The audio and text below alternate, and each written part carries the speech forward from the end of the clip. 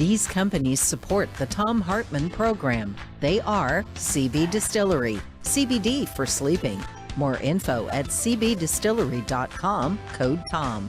The Clean Phone Pro phone sanitizer and charger. More info at thenewdealshop.com.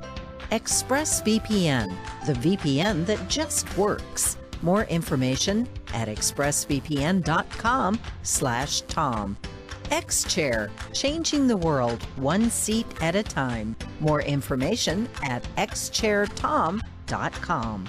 Bloomsy Box, simply better blooms. More info available at bloomsybox.com, code TOM. And Boll & Branch Sheets, crafted for the common good. More info at bollandbranch.com, code TOM.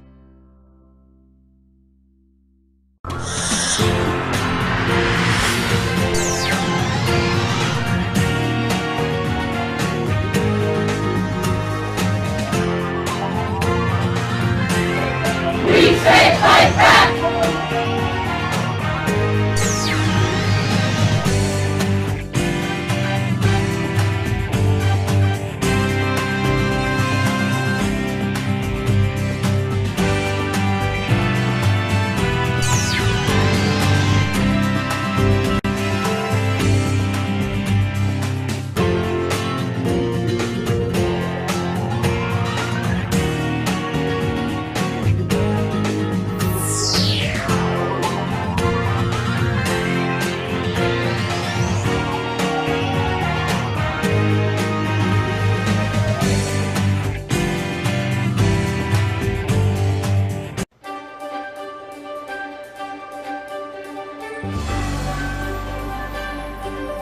Our book today in the Thom Hartmann Book Club is Cokeland, The Secret History of Coke Industries and Corporate Power in America by Christopher Leonard. This is from the preface. On May 18th, 1981, 4 Wall Street bankers traveled to Wichita, Kansas. They went there to make an offer to Charles Koch, the CEO of an obscure mid-size energy company. The bankers from Morgan Stanley wanted to convince Koch to take his family's company public, offering shares for sale on the New York Stock Exchange.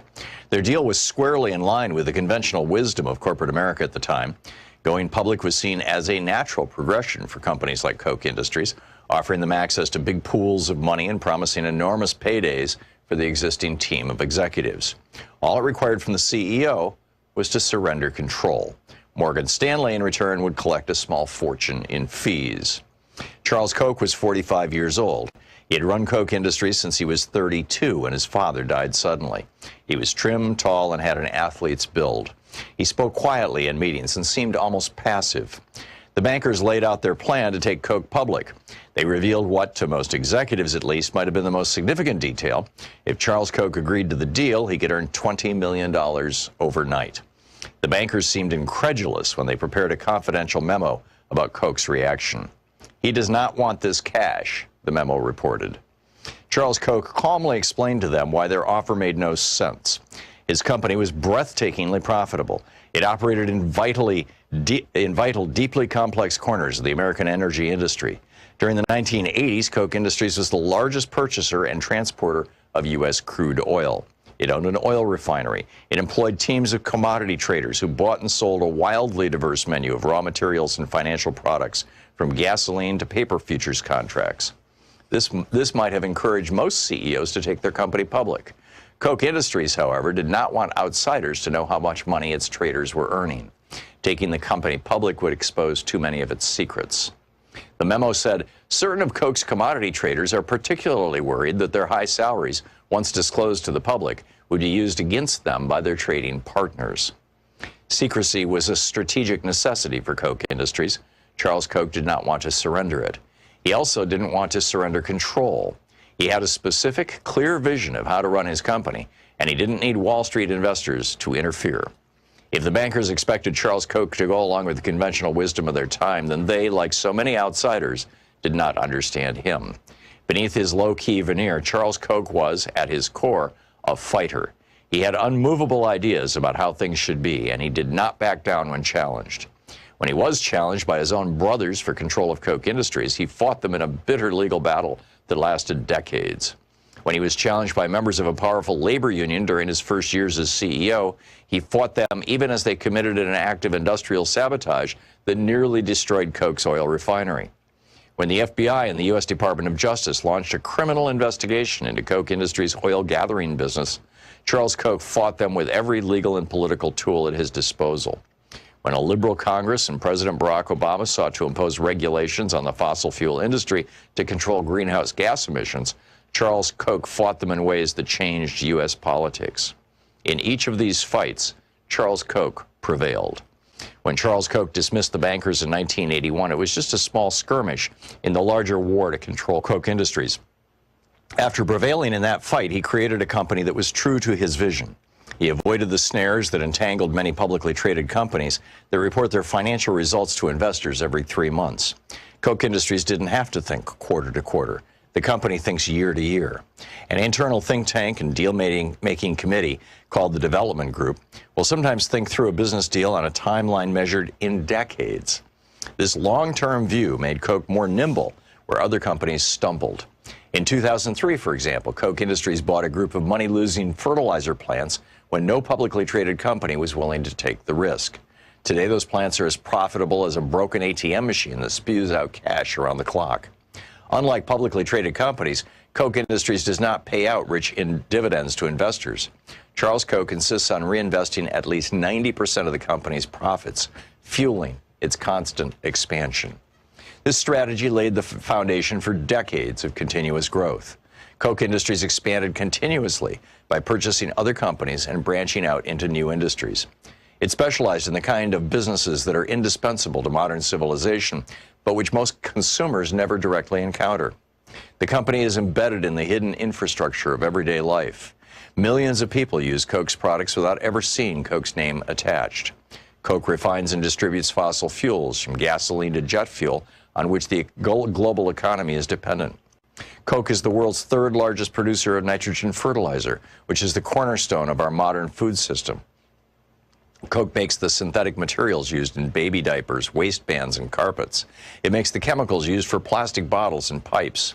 It owns Georgia Pacific, which makes the wall panels, beams, and plywood required to build homes and office buildings. It makes napkins, paper towels, stationery, newspaper, and personal hygiene products. Koch Industries owns a network of commodities trading offices in Houston, Moscow, Geneva, and elsewhere, which are the circulatory system of modern finance. The book, Kochland, by Christopher Leonard.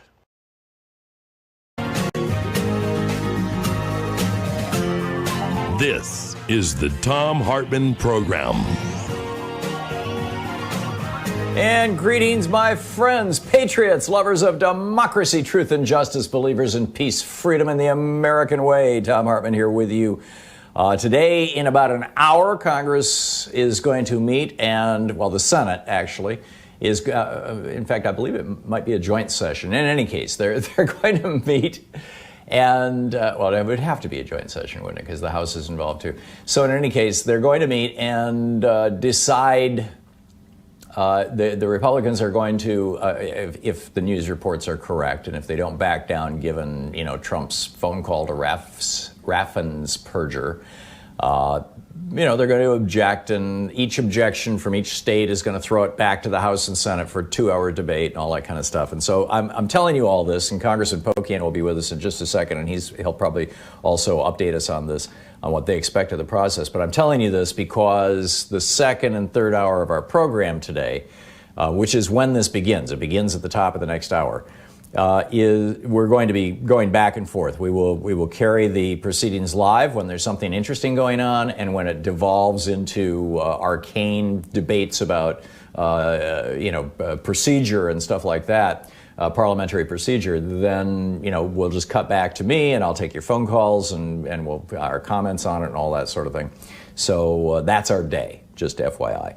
And so for our first hour, Congressman Mark Pocan is with us for our progressive town hall meeting here, a national progressive town hall meeting with Congressman Pocan. Congressman Pocan represents the 2nd District of Wisconsin in the U.S. House of Representatives.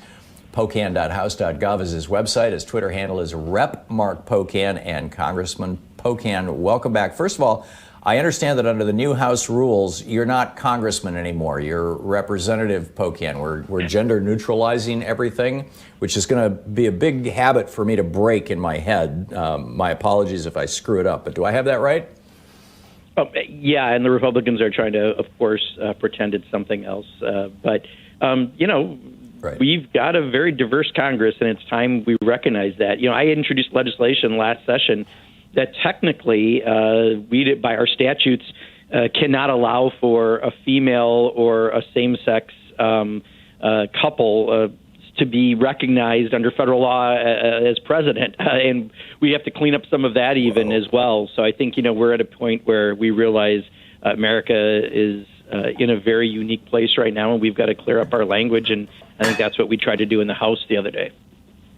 Yeah, I'm all in favor of it. I think it's a good and important step. It's just, I've been doing this for 18 years, and right. and for years and years it was Congressman Bernie Sanders, and then and it's just stuck in my head. It's just I think it's going to take a little bit, but nonetheless, Representative Mark Pocan. So what do you know about the process? Oh, and let me just tell everybody, you're with us for the whole hour taking calls, and if you have questions or thoughts or whatever you want to share with Congressman Pocan, 202-808-9925 is the telephone number. And so what are your thoughts on the process today? And hey, we had a victory last night in Georgia. A huge victory in Georgia. Everyone is quite ecstatic. I think Donald Trump, and worrying about himself only, is one of the people that we probably also need to thank, as well as Stacey Abrams and the candidates and the people of Georgia. But today, as you pointed out, at 1 o'clock, we just went into session and recessed for an hour. We'll have a joint session of Congress. We will start to what was always sort of a automatic process of approving the electors for the various states. We expect that there will be some objections from senators. The question is whether it's 3 states or 6 states or some number in between. We don't know yet. They can announce that just as that state comes up. They do come up alphabetically. So I think I've already seen Ted Cruz has said he's going to object to Arizona. What we're hearing is at minimum we think they're going to go after Arizona, Georgia, and Pennsylvania. But along the way, they're going to have to decide about Michigan, Nevada, and Wisconsin. So for the last couple days, those of us in those delegations, there's about 30 of us, have been preparing for our arguments on the floor. We will have 2 hours for debate, and then about an hour or so it'll take for each vote, because we have to go in smaller groups to go and vote on those states. So that's the process we're expecting. We don't know exactly how many states they're going to object to yet. We assume it could be as high as 6. It could just be 3. But I think, we all know what the result's going to be. And this is not a D versus R fight at all, Tom. This is an R versus R fight, right? I mean, this is a fight within and for the soul of the Republican Party. Are they going to continue to be a cult following a cult leader? Or are they going to try to form themselves back into an ideological party? And there's a big divide among Republicans. So in many ways, we're watching this as that. Representative Pocan, it occurs to me that there actually is a strategy here, and that the strategy has almost nothing to do with what everybody is looking at. That the GOP has known for some time, for at least 20 years now, that demographics are moving against them and the popular will of the people are moving against them. And they, I wrote a book about this, The Hidden History of the War on Voting. And they decided that the principal way that they would be able to hold on to power was through manipulating the vote, whether it was, redistricting, gerrymandering, or whether it was voter suppression, outright voter suppression.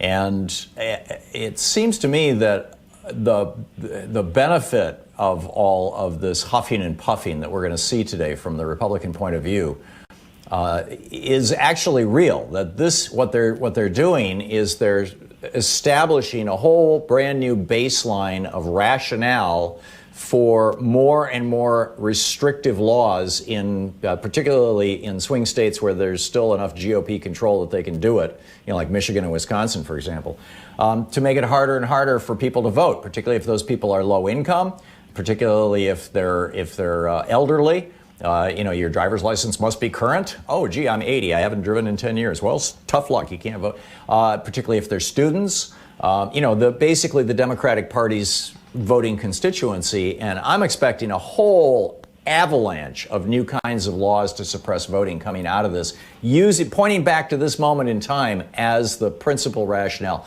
What say you? I think you're exactly right, Tom. In fact, look at Paul Ryan's remarks, and I have them somewhere in my pile here, where he said how this is an attack on democracy. But he also said, but you can change the election rules in states if you want to. There's some Wisconsin members of Congress who haven't indicated how they're going to vote yet on their own state have said that they want to change some of the laws in the state. You're seeing exactly what you just said. They're not giving up, but you're right. They realize they can't win elections based on their ideology anymore and the changing demographics of America. And rather than change to adjust to where the people of the country are, they're going to try to adjust who can actually vote for them. And, I've seen it in my own state by people's remarks this week alone. And I think, that's why we have to, once we have hopefully the Senate officially, we need to pass things like a Voting Rights Act changes and the things that we need to do to protect that vote all the more. It's going to be really urgent. Yeah, we just have 50 seconds. We'll pick up the calls on the other side of the break. But Sure. in those few seconds, what are you seeing with regard to the probability of H.R. 1 getting passed this time? And if you can very quickly recap it for us. Yeah, it's the most comprehensive campaign finance, ethics, and elections reform bill ever introduced into Congress. We made it H.R. 1, the very first bill, because we believed in it. Every single Democrat was a sponsor in the House. I think it'll swim right through the House again. The question is, will we have any speed bumps in a 50-50 Senate? I hope not, because these are just common sense, good government measures. But it's crucial to everything else we're going to do. We have to take away that influence, undue influence of special interest, and we have to make it that every person has that ability through their vote to have a voice. And if we pass that, that will be one of the most substantial things we can do in the 117th Congress. Real quick, can it be attached to some budget item so that it can be passed through reconciliation without a filibuster? Honestly, I have not gone that far yet, Tom, but as you know, that's how Congress operates. We can certainly do that. Yeah, fascinating. Okay, Congressman Mark Pocan taking your calls right after this in our progressive national town hall meeting here on the Thom Hartmann Program. This is the Thom Hartmann Program. Back with your calls for Congressman Mark Pocan, pocan.house.gov. You can tweet him at Rep. Mark Pocan. We'll be right back.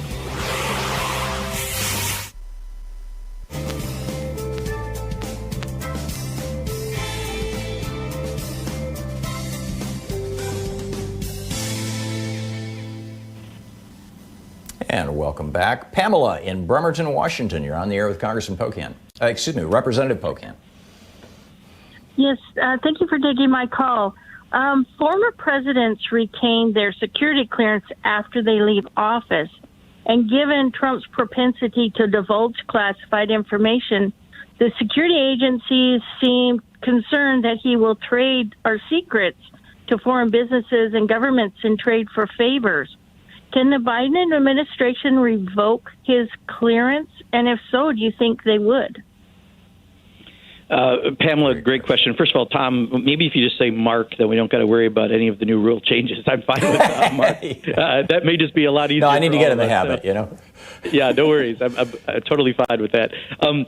Pamela, I don't know if the Biden administration can do it by itself or if it would take an act of Congress, because it is likely constitutional that happens. But I share your concern. I mean, this president has shown he doesn't care or give a damn about the country. What he cares about is Donald Trump and the Trump Corporation and whatever rabbit hole he's jumping down at any given moment. So, this is a real issue, and I think we have to have a conversation as a Congress about this. But I'm not sure if the Biden administration can unilaterally make that decision, but we certainly should be concerned about a guy that has shown that he does not put the country first, he puts himself first. James in Federal Way, Washington. You're on the air with Congressman Pocan, Representative Pocan. Hi, Representative. Thank you for your service. Thank you. What are the institutional reforms that could or should be taken to offset attempts at authoritarianism or just that kind of rule that we're being threatened with? Yeah, James, I mean, a couple of things. One, I think as Tom and I were just talking about, H.R. 1, I think there's a lot of good government things in there that will address the undue influence of special interests as well in Washington, and all the more reason to get that done. It's not just about the electoral changes that certainly have to happen and the campaign finance changes that certainly have to happen, but there's 1,500 pharmaceutical lobbyists in Washington, D.C. That's 3 for every member of the House and Senate. I'm not sure who my 3 are, but that's screwed up, right? You can't get something done effectively about drug prices when you've got that much undue influence. So we've got to address some of those structural changes to make government work, I think, for everyone. And then I think we have to look at some of the abuses that the Trump administration did, whether it be loopholes or outright flagrant violations of the law, and try to make it harder for anyone in the future to be as much of an authoritarian as he was. So hopefully he gave us some of a roadmap, and some of it we already know, and we've got legislation to try to address. Do you think that there's, we just have 20 seconds, do you think that there are enough Republicans on board with this, that it's the sort of thing that could survive a filibuster? It's going to be tight with the Senate, period, right? If they're 50-50, how they move forward on rules, how they have a joint governing even structure, I think we're all going to find out how that unfolds in the coming days. But, if we have to, I hope not, break out certain parts in order to have them advance, that may ultimately be a decision that has to happen by Chuck Schumer. We'll be right back with Representative Mark Pocan taking your calls here on the Thom Hartmann Program. Stick around. 202-808-9925 is our number, and we will. And Congressman Pocan's website, pocan.house.gov. You can tweet him at Rep. Mark Pocan. We'll be right back.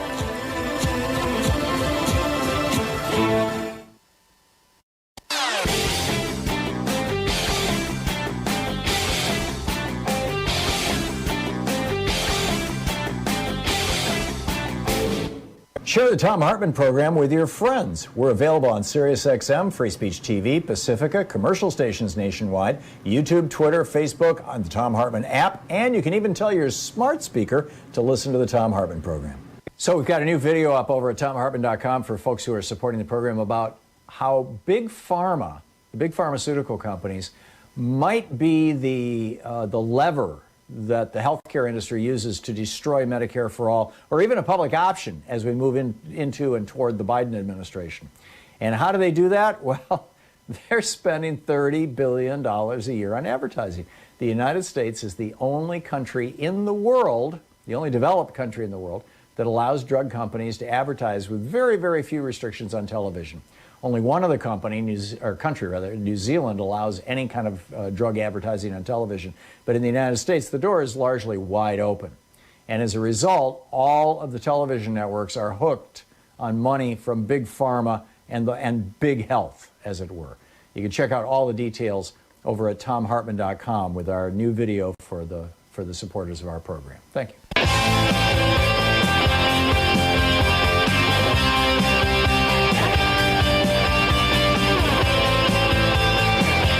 Congressman Mark Pocan Representative Mark Pocan taking your calls for the hour. I'm practicing. I'll get there. Let's go with Mark. Yeah, Mark is taking your calls for the hour. But thank you for holding my hand through this learning curve, Congressman. Old dogs and new tricks and all that kind of stuff. Barbara in Chicago Heights, Illinois, you are on the air with Representative Pocan. Thank you, and good morning to both of you. Congressman Pocan, my concern is about the 2020 census. Now, you know, this last administration was the most corrupt and incompetent administration. So what are the chances that something will have to be done to correct the problems that probably lie in the 2020 census? And plus, they didn't allow it to be completed. So what is it that Congress can do to make that census fair and equitable and really representative of the country? Yeah, Barbara, my guess is this is something that the Biden administration can do even without Congress necessarily having to get involved because of what Donald Trump did, largely through his administration rather than Congress doing something to screw it up. But you're right. If we don't have an accurate census, it's going to affect a lot of people because that's how federal funds go to local communities and support programs. And that's why it's such a vital to get it right, and yet why Donald Trump didn't want to get it right because, again, he's still manipulating elections and other things. So, this is going to be really important in 2 weeks when Joe Biden and Kamala Harris are sworn in. We are going to have to make sure that their administration has a plan to, if it needs to, reignite the census or do whatever we need to make sure we're getting a good final count and be able to proceed. And as far as I'm concerned, if that takes longer and delays redistricting a little bit, that is fine because it's more important that we get the count right. Linda in Coconut Creek, Florida. You're on the air with Representative Mark Pocan. Thank you for taking my call, Congressman. I wanted to thank you for all your hard work and hopefully that you're going to throw the central state pension plans into some kind of stimulus package. But what I'm calling about is I want to know if you guys or your congressmen and senators will run an investigation on the current Postmaster General and make him answer why he took out 671 processing machines and closed down plants unnecessarily while postal workers are struggling. And many of them, my old office, half of the carriers have caught COVID-19 and one lost her husband last week. I'll take your answer off the air. My. Yeah, I sorry to hear that, Linda. I'll tell you, this is one that, again, Donald Trump trying to affect the election is screwing up one of the most important institutions that's actually mentioned in the Constitution, which is the Postal Service. And, we absolutely have to do something. From when you're from Wisconsin, one of the things you send out at holiday time to friends and family are cheese because we have the best cheese in the country. I'll say that to my friends in Vermont and California. And I have someone who just told me yesterday they received a package that I sent out 2.5 weeks ago through the Postal Service because of the very problems you brought up. Not because we don't have great people who work for the Postal Service, but because we have the institution failing because of decisions made by this Postmaster General and really Donald Trump. So we absolutely have to do not only that, restore the service, but let's go after the weird things that have existed since George W. Bush was president, where we make them pre-fund their benefits for their employees 75 years into the future. No other agency does that. And because of that, they have some financial issues. We need to give them whatever additional services they need so that they can be solvent financially. But it is a vital service that when you go to the rural parts of my district, if they don't have broadband and they don't have a postal service, you're not able to have a business. And, for the survivability of the country, the Postal Service is vital, not just the fact that it's mentioned in the Constitution. So you're completely right, Linda. We've got to do something about it. And not just this Postmaster General, but let's deal with some of these bigger issues that have unfortunately plagued the Postal Service for a little too long. Jennifer in Stillwater, Minnesota. You're on the air with Representative Pocan. Hi, Representative Pocan. I'm calling about why you guys in the Progressive Caucus, we asked 15 of you last week. I called all 15 of you asking you to withhold your vote for Nancy Pelosi for Speaker for her fourth term as leverage in exchange for her bringing Medicare for All to the House floor for a vote. And none of you did it. And Right. I actually live on the Wisconsin border in Stillwater, Minnesota, and I have suffered from chronic Lyme disease for 20 years. And it's rampant in your state of Wisconsin and in Minnesota, and my corporate health insurance does not cover my IV antibiotics, my treatments, my doctors. And so I need Medicare for All. And I asked the Progressive Caucus, who, by the way, I got elected, many of them, Ilhan Omar and a bunch of you. And, I made calls, I donated, and all we asked for was a House floor vote in exchange, for Medicare for All in exchange for you guys voting for Pelosi's fourth term. Jennifer and Mark, let's pick up your answer for that on the other side of this break. Thank you. So if that's all right with you. It's coming up on 28 minutes past the hour, 27 and a half minutes past the hour. We'll be back right after this break with more of Representative Mark Pocan in our National Town Hall meeting. You're listening to the Thom Hartmann Program. Call 202-808-9925. It's the Progressive National Town Hall meeting here on the Thom Hartmann Program, back with your calls for Representative Mark Pocan right after this.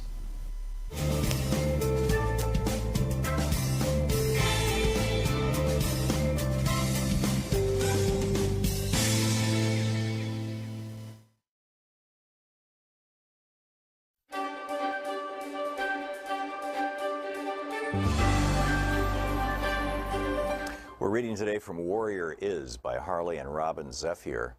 It's the story of their great-grandfather who, in real life, killed Custer at Little Bighorn.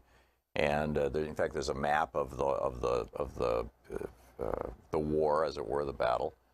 And they say that he is now the spirit keeper of Custer, which is remarkable. And there's a page-and-a-half introduction to the book, and then it becomes, a historically accurate novel, basically. This story is the traditional and cultural account of the life of Nikogju Lakota warrior Mato Nyanpi, saved by Bear, which his name in English, also later known as Scarleg. Warrior is based upon a true story. What you are about to read has been told to us through our family, passed down as oral history from generation to generation. Every family has its own story. This is ours. It's up to you to visualize and experience the events described herein in order to determine what you believe or what you choose to accept from what you learn from these pages. You've likely never read a story quite like this before. In Warrior Is, the reader is able to visualize and experience the events and circumstances of Mato Nyanpi's life. Many times the story is told in the present tense, such as if you were walking with Saved by Bear and his people as the events unfold. This was our original manner of storytelling. Other times the story is narrated in the past tense to account for a past perspective. Those of us who may not be entirely fluent in particular words or specific language as much as we may be fluent in spirit and honest communication, the life messages many times can be more meaningful than just the written or spoken words. Warrior Is follows the timeline from the time of creation, moving through Saved by Bear's birth in 1849 and going up to July 1876, 2 weeks after the Grass Battle. Please exercise your free will and follow your conscience when reading this story. The spiritual side is called upon you to open your spirit so that you may read this tale and learn about these events through your own spirit. And, continues sort of like in that line, but here, right to the book. Prologue. He smelled the yellow of the sun. His spirit was alive and energetic. He felt the energy in his chest and all along the blood running through his veins. He looked to his left to see his great friend by his side. The strong scent of sage caressed his nostrils and reminded him of home. The movement over the high-running hilly ridge to the south caught his eye. He and Swift Bear sensed and felt the pathway opening up. So much had occurred so quickly, so suddenly, so dramatically. Their call to duty, his call to duty, filled his mind, his heart, his spirit. Today, it was meant to happen. It was presented to the people from the Creator. The plan was made. The warriors summoned. The preparation was done. It all led to this place, this portal in time. The sparse clouds to the west resembled mare's tails, and for a brief moment he remembered his white stone friend in the White Mountains. He remembered his spiritual commitment to protect his people, Grandmother Earth, and the sacred Hisapa. And time stood still for a moment, a small moment in time, through all of the ancient and original history of all the moments of time. And as the group of the horse-mounted soldiers rode briskly over the far ridge, the Creator shined that warm, nurturing light upon these warriors. Such as Creator had been doing since the beginning of time, since the beginning of Grandmother Earth and Grandfather Sky, and at the beginning of all things. All the moments of time forever had arrived here, now. It had come to this.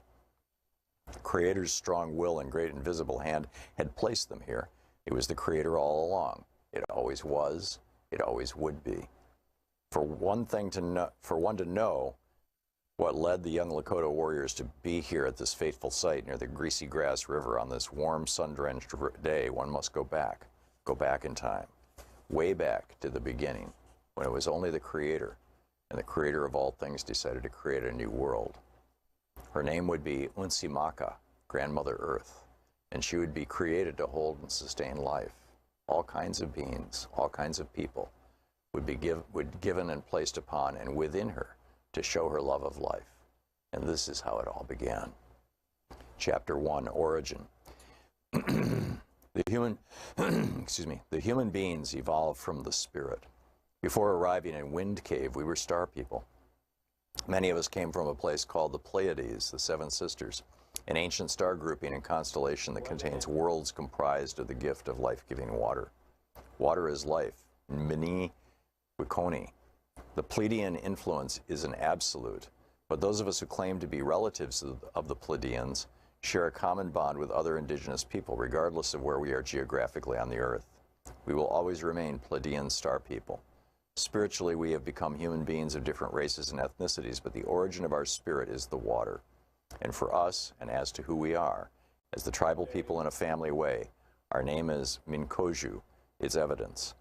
It means life's subsistence through the gathering and planting by the waters and or river. The Minikochu spend their lives living by the waters. This is something that many of our own people do not know or understand, but this is our history, not only of our physical existence, but also the history of our spiritual existence on Unsimaka. The book is Warrior Is by Robert Hartmann.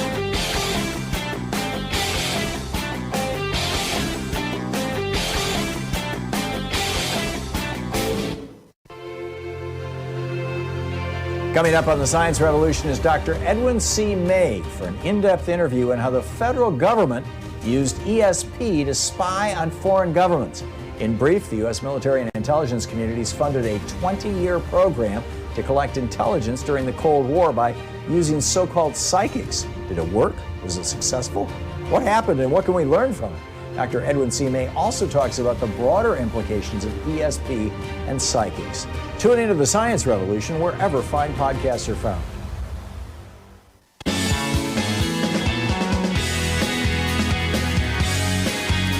Breaking news, Joe Biden has just nominated or announced that he will nominate Merrick Garland as our next Attorney General. This is going to get interesting. Congressman Pocan, the caller that we had just before the break was asking about this. It was pretty big on Twitter, this whole kerfuffle about let's force Nancy Pelosi to hold a vote on Medicare for all on the floor of the House so that we can get people on the record, et cetera, et cetera. And it didn't catch much traction among members of the Progressive Caucus. You want to give us what happened? Sure. No, thanks. And Jennifer is exactly right. We need Medicare for all. We're the only industrialized nation that doesn't have universal health care. And I've been PolitiFacted on that, and that's true. And it's also sad that that's the reality.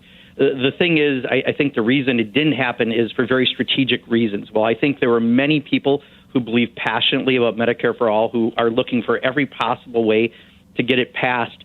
The problem is we only have about 120 sponsors of the bill, and you need 218 votes for anything to pass Congress. So if we would put it on the floor, it would not pass. And there's a reason why you don't put bills on the floor if they don't have the votes. Otherwise, we would do it all the time if this was a good strategy. But we don't, because it's harder to get someone to flip from voting no to yes than it is to try to convince them to be a yes to support something, which is generally when we put it on the floor. And we have the list already of people who support it and who don't. There's 120 sponsors. You should assume if someone's not a sponsor of the bill, they don't support it. We need help in getting another 100 people on board so that we can get it to the floor and actually pass it and make it a reality. But getting them on the record voting no will make it harder to ultimately get them to yes, and it will work against the strategy. That's why everyone from the bill's authors, Bernie Sanders and Pramila Jayapal, to every organization that supports Medicare for all, major organization, did not support the strategy because it would actually set us back in getting this to be a reality. Now, again, some people very genuinely want to get Medicare for all done, and that's why they want us to move this forward. And there were some people who have, YouTube shows who want to, crank up their ratings, and some people want to form a third political party, and this was advantageous for them.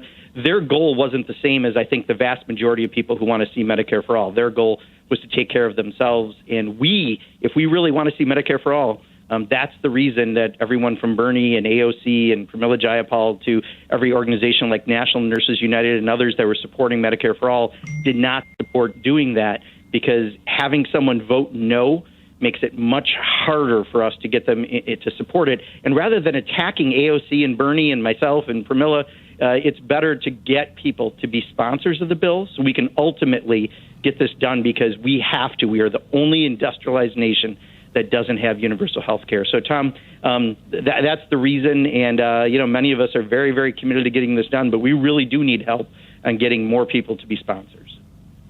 Yeah, and which is the hard work, the cheap, easy work, the stunt work is saying, oh, let's hold a revolt, and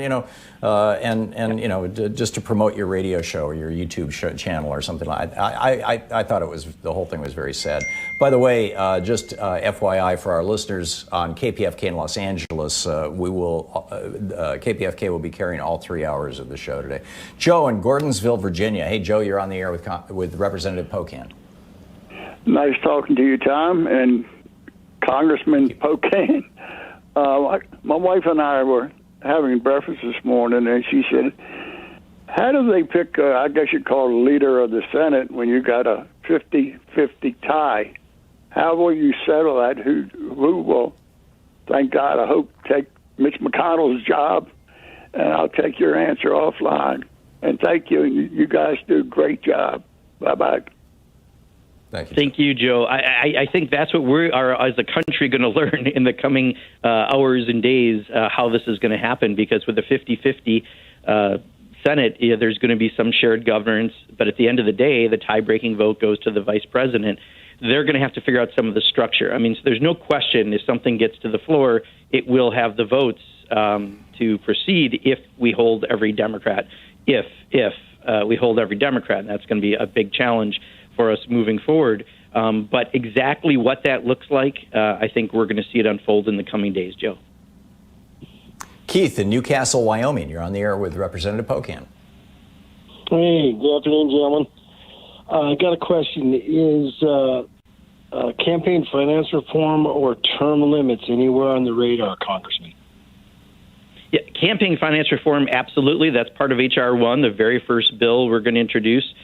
Term limits is not, and I think it's something we can debate, Keith. But I think for many people, term limits are elections. You can make that decision every time someone's up, and I think it hasn't been part of generally the progressive discourse in looking at the elections and campaign finance reform. Well, the other thing we found, in the idea of states being laboratories of democracy, there's about a half a dozen states that have introduced term limits.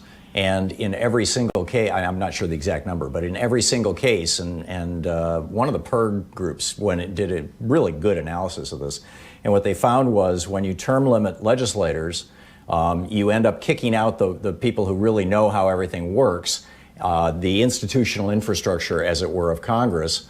And that gets replaced by the lobbyists, because the lobbyists don't get term limited. They're there forever. Exactly. And so increasingly, new members of Congress or state legislatures have to turn to lobbyists to hold their hands and show them, where the bathroom is and how things get done and how does this get it, all that kind of stuff. And term limits just radically increase the power and influence of special interests, or at least that's what I've read. Do you know anything that contradicts that? I've seen that directly in Michigan, Tom, where they have 3-term limits. Yeah. So the first term, they're learning the job. The second term, you might be a committee chair already. And by your third term, you're planning your exit because you're no longer going to be in office. And people are then thinking about becoming lobbyists or doing whatever they're going to do next. And it does stymie, I think, the progress that you're talking about. Yeah. Jerry in Shopville, Kentucky. Jerry, you're on the air with Representative Pocan. Yes, good morning to both of you. In the 2016 election, roughly 56% of the Republican voters was over 70 years old. And, of course, a lot of which were, I guess, the silent majority, which at that time would have been 71. So I don't think it's hard to realize that during that time, a lot of those people have since passed away. On the other hand, 50% of the Republicans, or over 50% of the Democrats, were under 50 years old. A large number were between the ages of 18 and 24. So it wouldn't be hard to understand that young people that were 14 to 18 at the time would be, how many of those would have been? All of those would have been 18 to 24. 18 or older during the 2020 election. And I was wondering, how many of them do you think actually did that trend hold true, that where they had that large number of younger voters still voting Democrat? And it seems to me you got a party one that's decreasing and the other's increasing. Is that the trend we're seeing? Thank you, sir. And everybody have a good day. Thank you, Jerry. Yeah, Jerry, I don't have those stats at my fingertips, but I think you're right. I mean, generally younger voters, the issues they support have fallen in the Democratic column. However, I know this time more older voters also, because of how Donald Trump handled COVID, we had saw a trend away from the Republican Party to some degree, and I haven't seen the final numbers through age demographics. But you're right on younger voters. I mean, generally the issues that younger voters support fall in line with where Democrats are. Israel in Chandler, Arizona. You're on the air with Representative Pocan. Good morning, gentlemen. I think it's pretty past time that Congress reassert its position as the first among equals in the federal constitutional system. And I think one way to do that, and would strongly recommend, especially with the Voting Rights Act, if it's passed, that it add a clause saying that the Supreme Court need not or does not or cannot review the constitutionality of the Voting Rights Act. What do you say? I'd have to think about it. It's the first time I've heard that proposal, Israel. I completely agree with you that, Congress needs to reassert its constitutional authority, especially when it comes to going to war.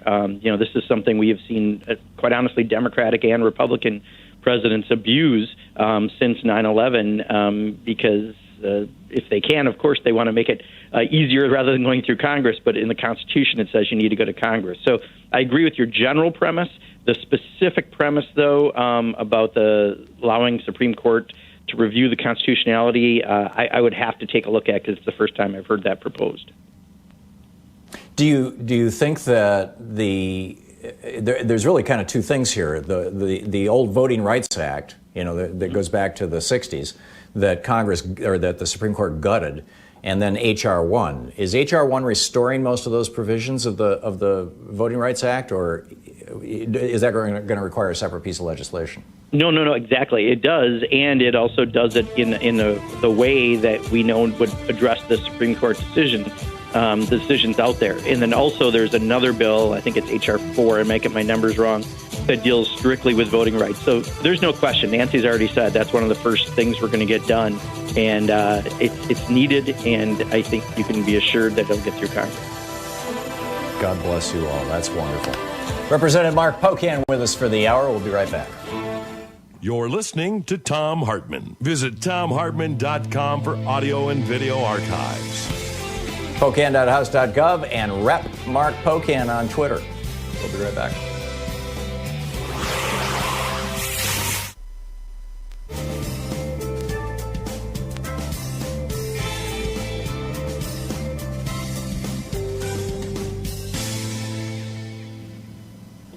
And welcome back. Ed in Belfair, Washington. You're on the air with Representative Pocan. Excuse me. Good morning, Representative Pocan. It was heartwarming to hear that Garland was going to be put as our new AG. My question has to do with the Secretary of Labor. I've already put a call into Senator Vice President-elect Kamala Harris, and I'd like to see the Richard Wolf, Robert Wright, or Bernie. And I just wanted to get your opinion on what you thought about Secretary of Labor, so we can get somebody in there that works for the working class. We need unions, and I was heartwarmed that Google is organizing. Thank you. Yeah, Ed, that's where my passions are. I've been a union member for 3 decades, International Union of Painters and Allied Trades. I have a small union specialty printing shop. I think it's vital to the ability for the middle class to survive is to have a strong labor movement.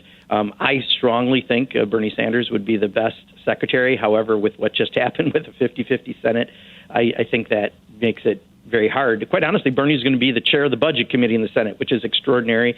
So I think that's less likely to happen, although I agree Bernie would have been extraordinary in that role. But it's very important we have someone that's putting workers first. There have been so many rollbacks. I serve on the Education, Labor, Human Services Subcommittee on Appropriations, and we've watched so many attacks through the Department of Labor, through the appointees by Donald Trump, that we've got a lot of fixing to do. Some of that we can do through executive order. Some of it now we can do legislatively. But, there is no lobbyist for the middle class in Washington, D.C., except for labor. There's a specialty lobbyist for everything from dried garlic to pharmaceutical to whatever else in between. But if you really want to do something that helps lift the economic interests of the middle class, it's to make the ability to have a workplace, your voice in your workplace with safety and good benefits and pay. It's through organized labor. So I couldn't agree with you more. Unfortunately, I think it's probably less likely Bernie will be the secretary given this, but Bernie is the chair of the budget committee is pretty good. And I just hope that we get a very strong Secretary of Labor because it's going to be vital, and they'll be aggressively fighting on behalf of workers. Mark, we have a little less than a minute left here. Yeah. Do you have a particular, of any of the cabinet positions that have not yet been proposed to be filled, are there any that you want to highlight? Labor is a crucial one for my day-to-day, concerns. Education was as well, because again, my subcommittee, and then human services. Javier Becerra was an excellent colleague, member of the Progressive Caucus. I'm very happy he's in that position. I think that will be good for many reasons. But that's a real crucial one. And then, I think just making sure that it's not even just the secretaries, but other people in some of those spots. As Elizabeth Warren has said, personnel is policy. So having the right people in those spots is as important as passing sometimes legislation or having executive orders. So it is crucial that we get good people. The good news is we've seen a number of really good people appointed to a number of the areas that matter, Homeland Security and others. But Department of Labor is something I really care about because we need someone who will fight hard for workers. Yeah, I'm with you. Representative Mark Pocan taking your calls for the hour here on the Thom Hartmann Program. Pocan.house.gov is his website. You can tweet him at Rep, as in Representative, REP Mark Pocan. We'll be right back.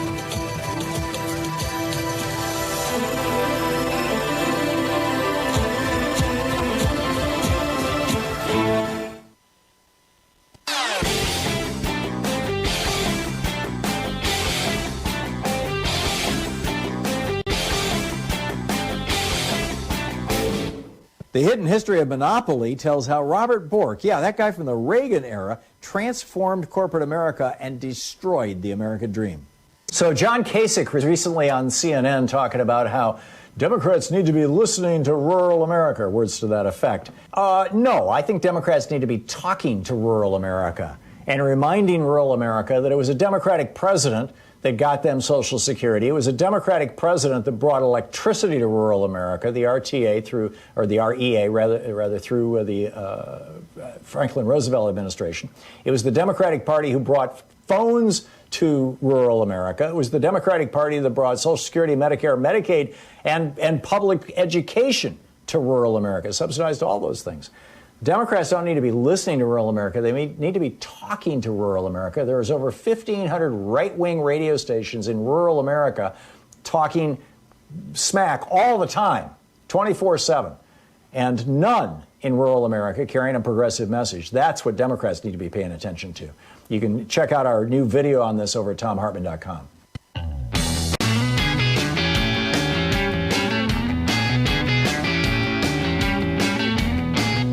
Representative Mark Pocan taking your calls for the hour. Pam in Santa Fe, New Mexico. You're on the air with Representative Pocan. Hello, Tom and Representative Pocan.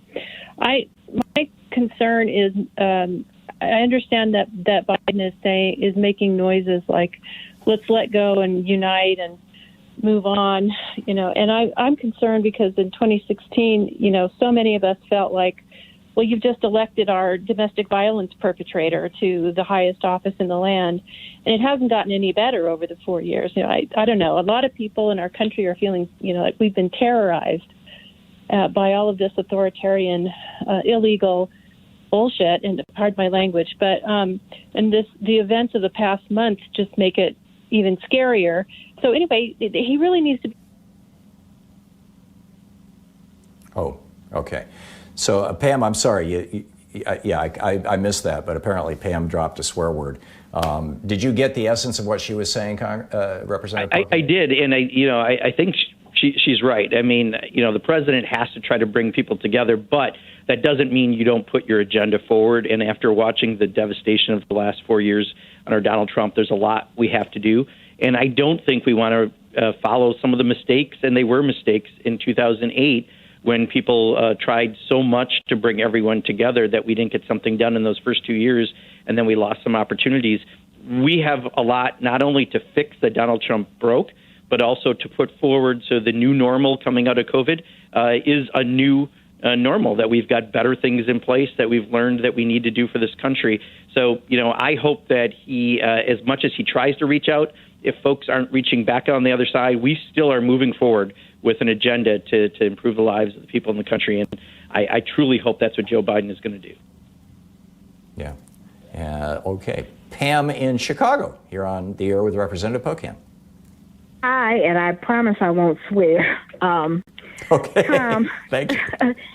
Tom, I have to thank you as a white man, the way you publicly speak about racism and your own truth.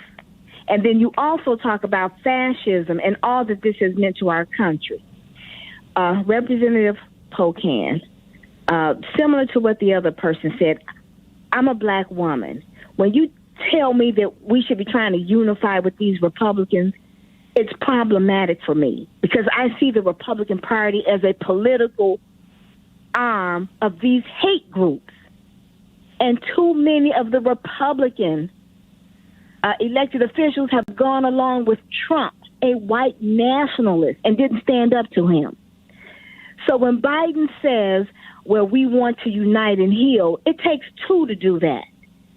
And it seems to me that Biden's friendship or his working relationship with McConnell and the rest of them didn't work. So my question to you is this, that progressive, black people, grassroots people, poor white people, all of us have worked hard to get this majority. Now I'm hearing in the media, well, Joe Manchin now has more power because they'll have to come together and work in unity. And my question to you is, I'm concerned because Joe Manchin didn't put any work and effort into it. So what does that mean for people like me? And we have to concede to what Joe Manchin and the elected official like him want. What does that mean? Because that's not what we find. Thank you, Pam. I'm sorry. Sure. Pam, I hear you. And if you listen to what I said, I didn't recommend that we need to do unity, that Joe Biden's saying that's the goal. In fact, I said just the opposite. We need to proceed with the things that we need to get done. There was a lot of damage done by Donald Trump in the last 4 years, and we don't want to repeat the mistakes that I think that we made the first 2 years in the Obama administration, where they did try to put their hand out too often only to have it slapped down over and over. The difficulty, I think, what you mentioned and you're hearing from the media is with a 50-50 Senate, any one senator can screw things up. And, that's why the people who are most likely to screw it up, quite honestly and bluntly, are people like Joe Manchin. And that's why that's being said. Now, I'm hoping that Chuck Schumer will use the discipline that he should be able to use within the Democratic Party in the Senate and get those folks to be on board for very important things that we need to get done. And I hope we don't duplicate that first 2 years of the Obama presidency in 2008, where in trying to reach out so often, we didn't get as much done as we needed to. So I agree with you. Let's get things done. People coming out of COVID, more than ever, we need to do this. Yeah. Representative Pocan, we're down to about a minute and a half. What, if that, doesn't this situation, while, yes, it enhances Joe Manchin's power because he can be a roadblock, it also enhances Bernie Sanders and Elizabeth Warren's power in the Senate because they can do the same thing, does it not? Absolutely, absolutely. And, I think that's the point, that we need to be able to use that power. And it's one of the things the Progressive Caucus has always done. By working together, we're much stronger than working individually. And if we have a number of folks, and we have a small margin, don't forget, in the House as well, the problem is so does Blue Dogs, or in the Senate, so does Joe Manchin. So it's going to be a tough few years, but I think we make a huge mistake if we don't push the agenda hard. Yeah. Thank you so much for dropping by today, Representative Pocan. We look forward to the next time. Thank you. Absolutely. Thank you, Tom. Take care. Great talking with you, as always. One of the finest members of the U.S. House of Representatives, Representative Mark Pocan. Pocan.house.gov. We'll be right back. You're listening to Thom Hartmann.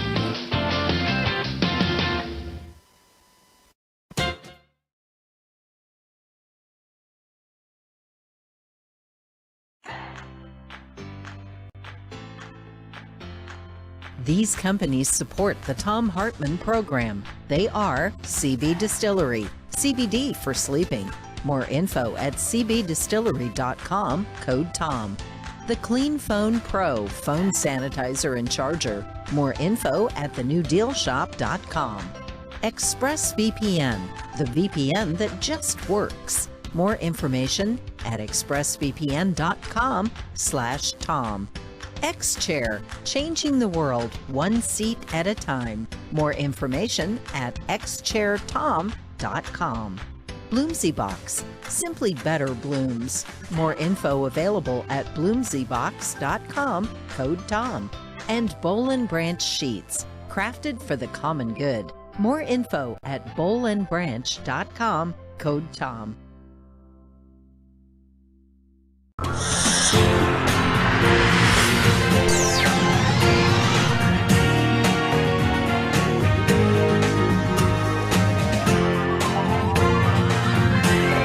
We say fight back!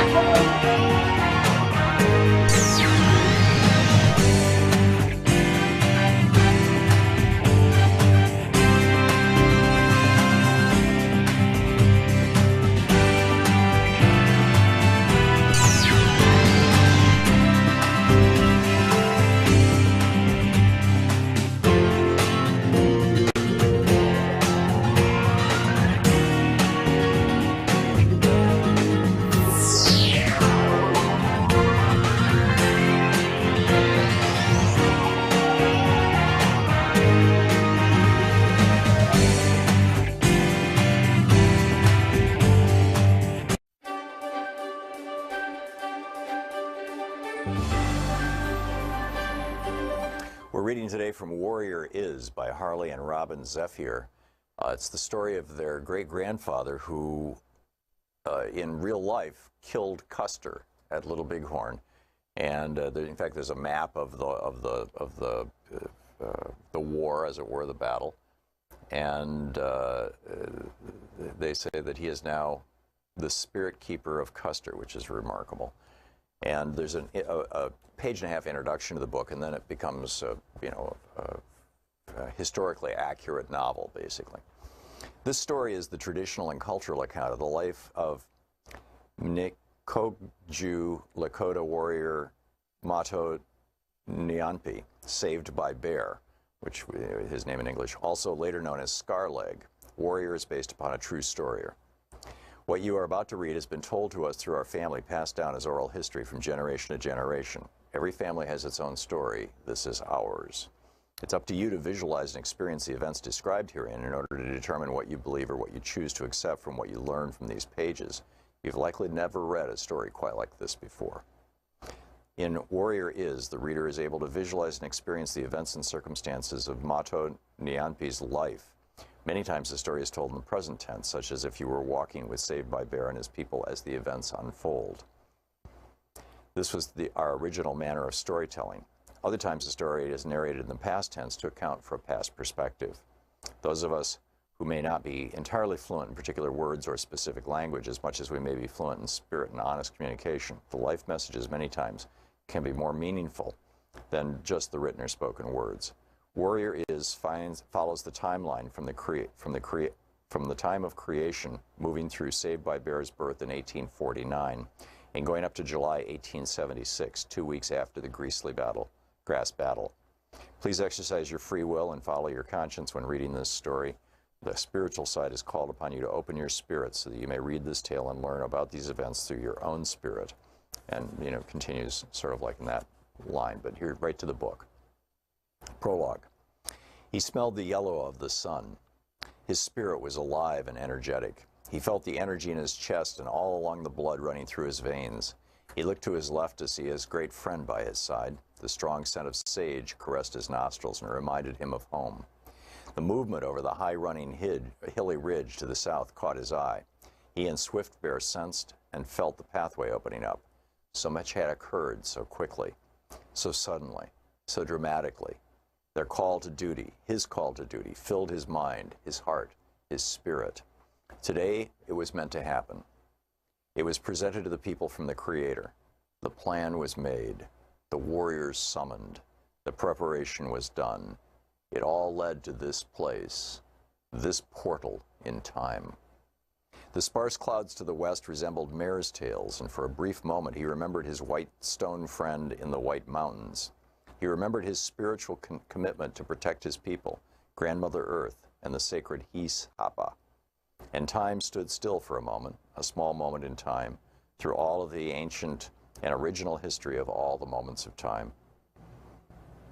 And as the group of the horse-mounted soldiers rode briskly over the far ridge, the Creator shined that warm, nurturing light upon these warriors, such as Creator had been doing since the beginning of time, since the beginning of Grandmother Earth and Grandfather Sky, and at the beginning of all things.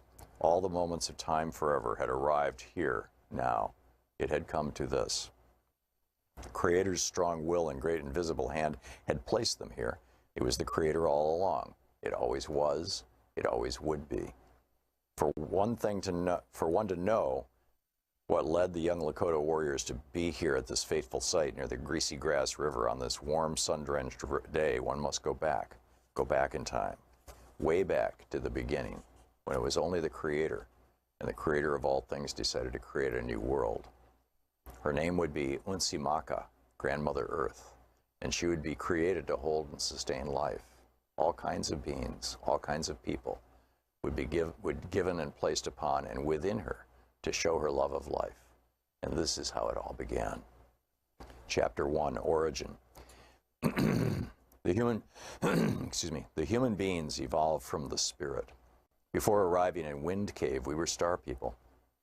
Many of us came from a place called the Pleiades, the Seven Sisters, an ancient star grouping and constellation that contains worlds comprised of the gift of life-giving water. Water is life. Mini Wikoni. The Pleiadian influence is an absolute, but those of us who claim to be relatives of the Pleiadians share a common bond with other indigenous people, regardless of where we are geographically on the earth. We will always remain Pleiadian star people.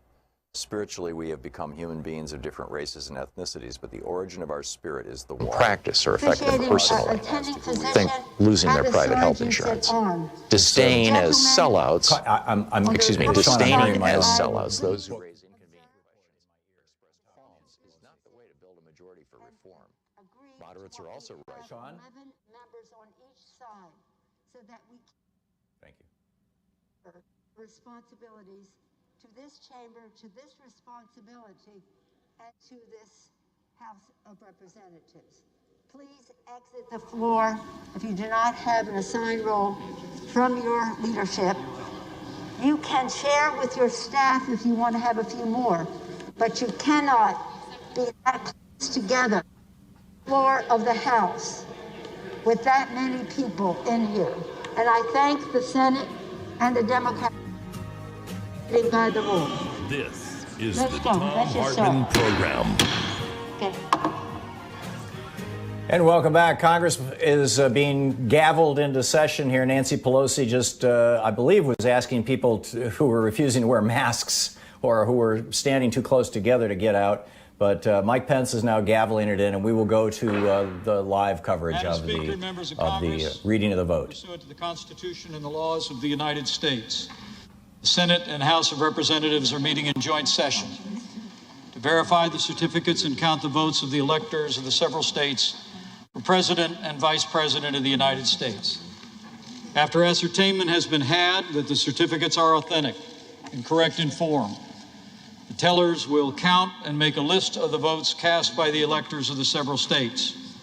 The tellers on the part of the two houses have taken their places at the clerk's desk. Without objection, the tellers will dispense with the reading of the formal portions of the certificates.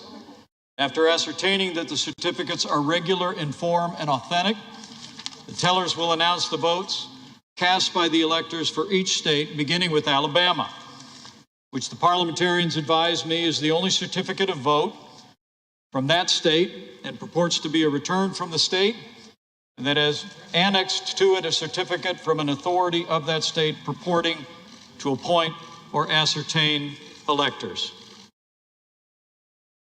Mr. Blunt.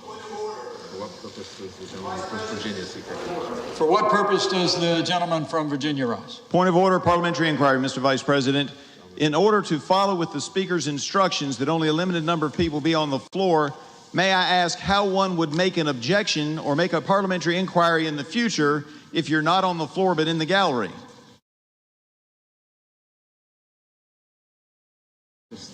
Under Section 18, just read the first one. Under Section 18 of Title III of the United States Code, debate is not permitted in the joint session. Gentleman's recognized. I'm not attempting to debate. I'm trying to find out how a parliamentary inquiry or a parliamentary point of order would be made in following with the Speaker's request that most of us not be on the floor. How do you make one of those points of order when you don't know what's going to happen later? Respectfully, the gentleman's parliamentary inquiry constitutes debate, which is not permitted in the joint session under Section 18 of Title III United States Code. With that, Mr. Blunt.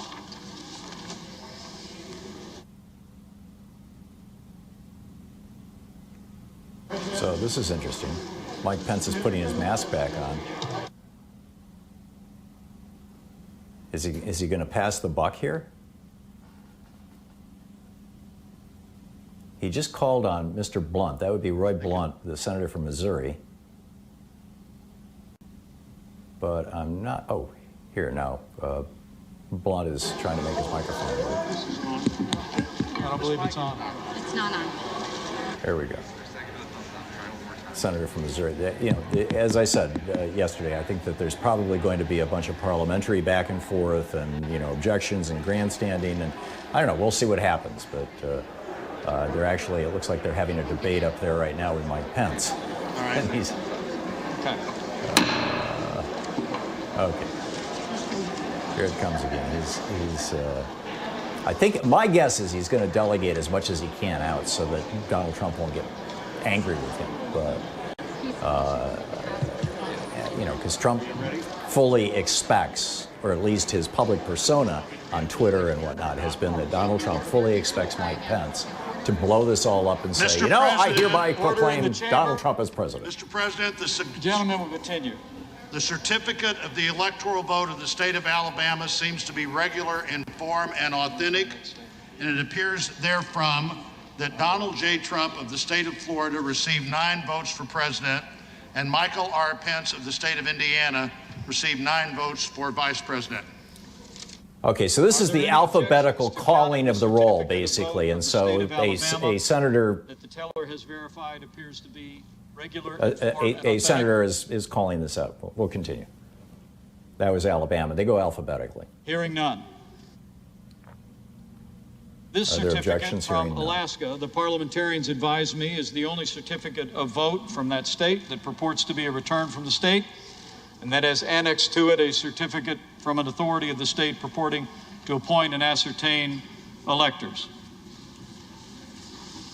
That's a bunch of interesting language. Mr. President, the certificate of the electoral vote of the state of Alaska seems to be regular in form and authentic, and it appears therefrom that Donald J. Trump of the state of Florida received 3 votes for president, and Michael R. Pence of the state of Indiana received 3 votes for vice president.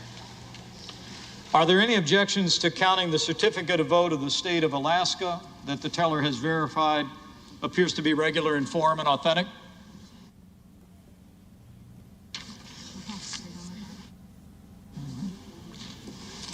If not, there are none. The certificate. Hearing none? Apparently not. This certificate from Arizona, the parliamentarians advise me, is the only certificate of vote that the state purports to be a return from the state, and that has annexed to it a certificate from an authority of that state purporting to appoint or ascertain electors.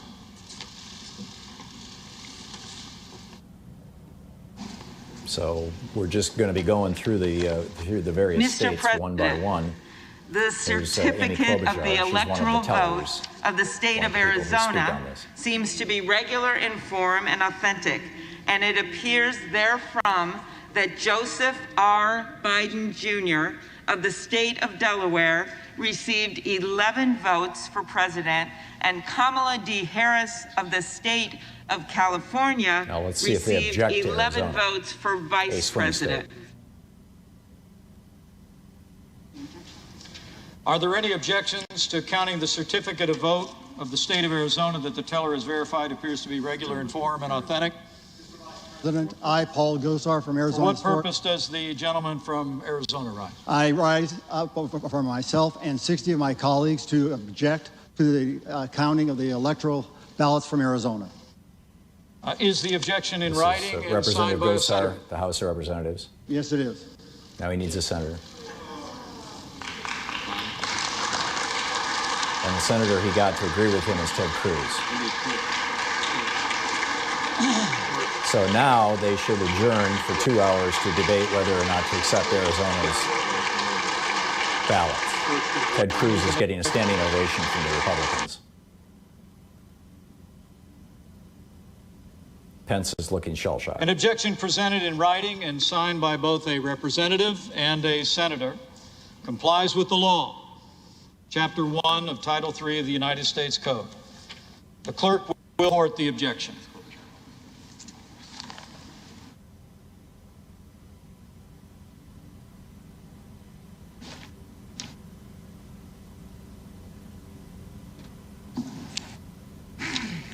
Objection to counting the electoral votes of the state of Arizona.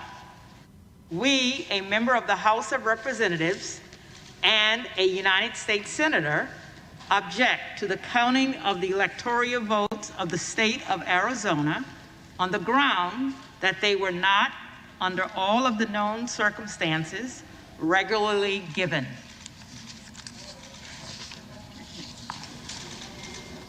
Are there further objections to the certificates from the state of Arizona? The chair hears none. The two houses will withdraw from joint session. Each house will deliberate separately on the pending objection and report its decision back to the joint session. The Senate will now retire to its chamber. So, Mike Pence, Congress just went on hold basically for a couple of hours. So I'm doubting that we're going to have any of this back during my program here, but they just went on hold for a couple of hours. And well, I'll fill you in on the other side of the break. And I'll be taking your calls as well. Is the Thom Hartmann Program. So if you have any observations, thoughts, objections, concerns about what's going on today, I certainly have. I'll share mine with you. Give us a shout.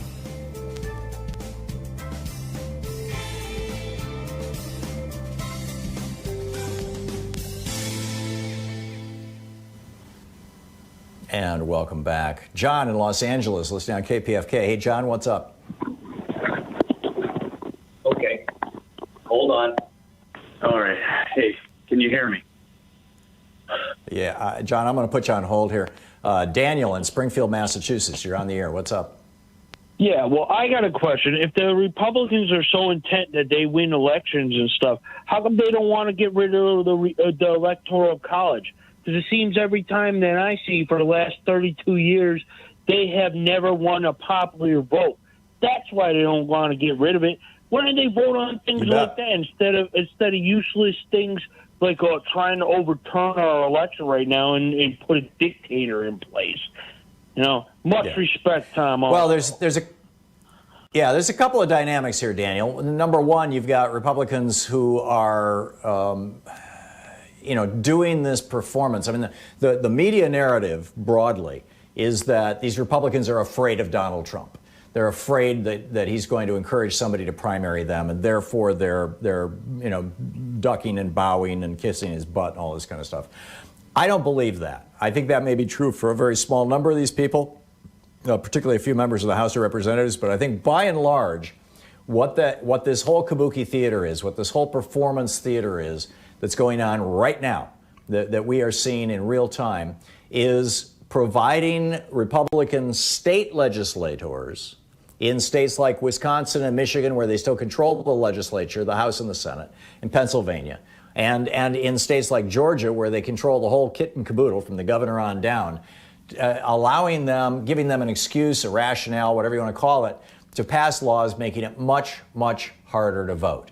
They're particularly to vote by mail. They're going to start cutting back on vote by mail, making that harder, which makes it harder for older people in particular to vote, and disabled people, but just generally, it suppresses the vote. We saw here in Oregon 20 years ago when we adopted all mail-in voting. We went up to around 2/3, 67% as I recall, voter participation, which is among the highest in the nation. Republicans don't want that. So what we're going to see is a whole series of laws being passed in various states to make it harder and harder and harder, particularly for poor people, minorities, elderly people, and students to vote. And that, in my opinion, is 80% of what you see going on right now. 20% of it has to do with kissing Donald Trump's backside, or worrying about a primary, something like that, Daniel. Well, that's why, in my personal opinion, that's why I call them now the knee pad party, because they got to buy new knee pads all the time to get down on, I'm not going to say it, you know. Yeah, no, I get it. And I can't disagree with you, because really, and this isn't just, we'll leave that metaphor aside, Daniel, and thank you for the call, by the way. But essentially, what the Republicans have been doing since 1981, since the beginning of the Reagan Revolution, is they have been kowtowing to, sucking up to, taking money from right-wing billionaires and big corporations. The Republican Party basically declared in the 1980 election, Reagan essentially declared that they were going to take advantage of these 1976 and 78 Supreme Court decisions that blew up all the good government laws that were passed after the Nixon bribery scandals. And hey, we'll just take money from anybody. So that I think is what's going on. We'll be back in just a moment. It's coming up on 20 minutes past the hour here on the Thom Hartmann Program. Stick around.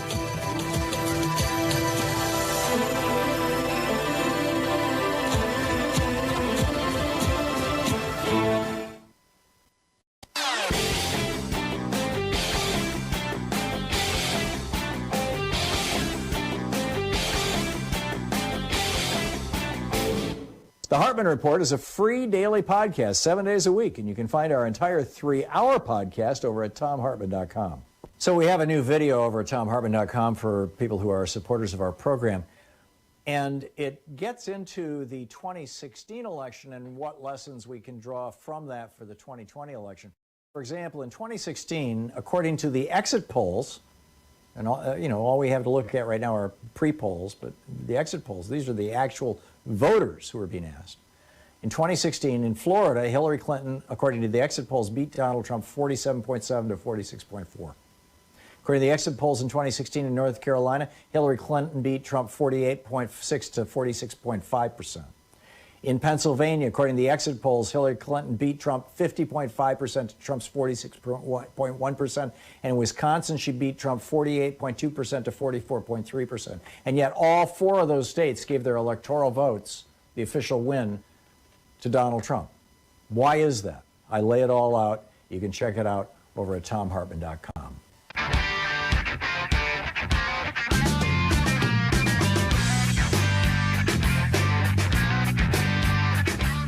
So just to recap what's going on here and what has happened and what will be happening throughout the day and maybe even until tomorrow.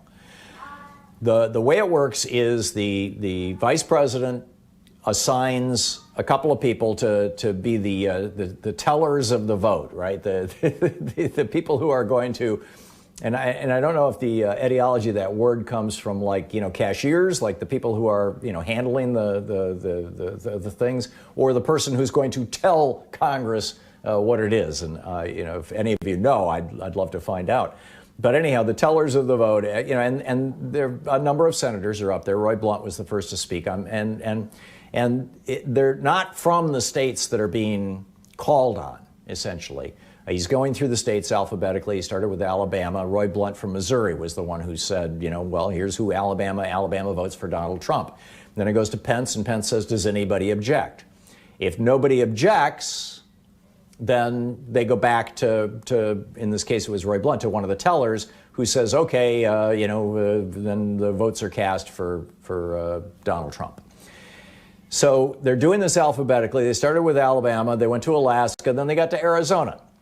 And Arizona, of course, you know, Doug Ducey is the governor there, and he's a Republican, but he also, you know, presided over a state that voted for Joe Biden in the election. So Donald Trump went on the warpath, not just against, you know, Brian Kemp, the governor of Georgia, but against Ducey, the governor of Arizona, and, you know, calling them phonies and rhinos and all this kind of stuff, because Ducey would not basically ignore the vote or lie about the vote or rig the vote or whatever to help out Donald Trump. And so, you know, the Trumpies, as it were, or if you want to take my more cynical view, the Republicans who are looking to engage in massive voter disenfranchisement, voter suppression in future years. We had a caller in the previous hour who was talking about how, you know, some very, very large proportion of the Republican vote in 2016 was people over 70, and a large portion of the Democratic vote was people under 50. And the people over 70, particularly over 80, are dying off, and COVID isn't helping, and of course are more reluctant to show up in person to vote. And so the consequence of that is that the electorate is shifting younger as time goes on, and the younger people are totally with the Democrats. So the Republicans have to figure out what to do about this. This kind of goes back to they called it the post-mortem, or the analysis that was done back in the House of Representatives. Oh, interesting. The House is debating this right now. Steve Scalise, the guy in Louisiana who ran for Congress saying that he was David Duke without the robes, is speaking right now in the House of a state about that these ability. objections. Here he is. Nowhere does it give the governor that ability. Nowhere does it give a court that ability. It exclusively gives that ability to the legislatures. And in fact, in most states, that's the process that was followed. But for those states that this wasn't followed, unfortunately, this is not new. We've seen over and over again more states where the Democrat Party has gone in and selectively gone around this process. That has to end, Madam Speaker. We have to follow the constitutional process. This is Steve Scalise, and I'm not sure exactly what point he's making. He's the guy who ran as David Duke without the robes laid out by a legislative body. Down in Louisiana. Madam Speaker, I served on one of those legislative bodies when I was in the state legislature for 12 years.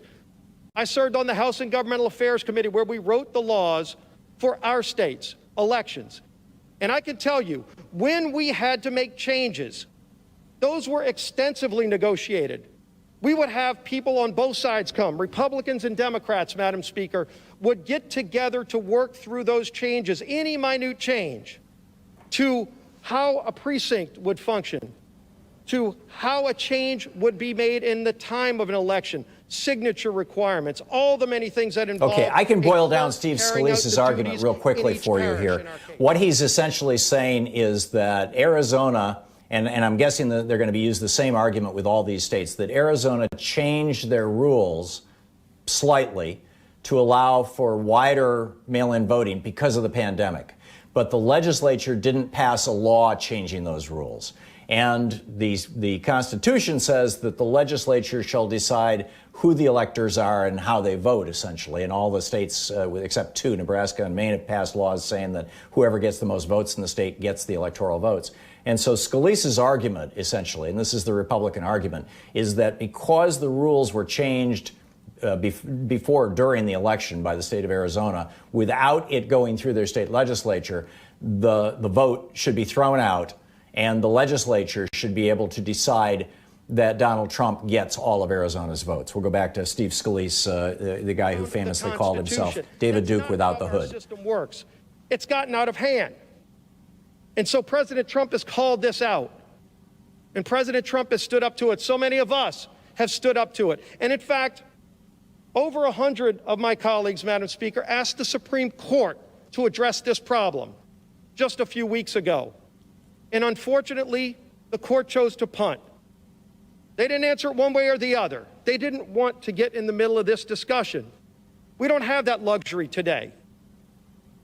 We have to discuss this. We have to fix this. In fact, on our first full day of this Congress, many of us brought legislation onto the House floor to start fixing the problems with our elections, to restore integrity to the election process, which has been lost by so many millions of Americans. And we had a vote.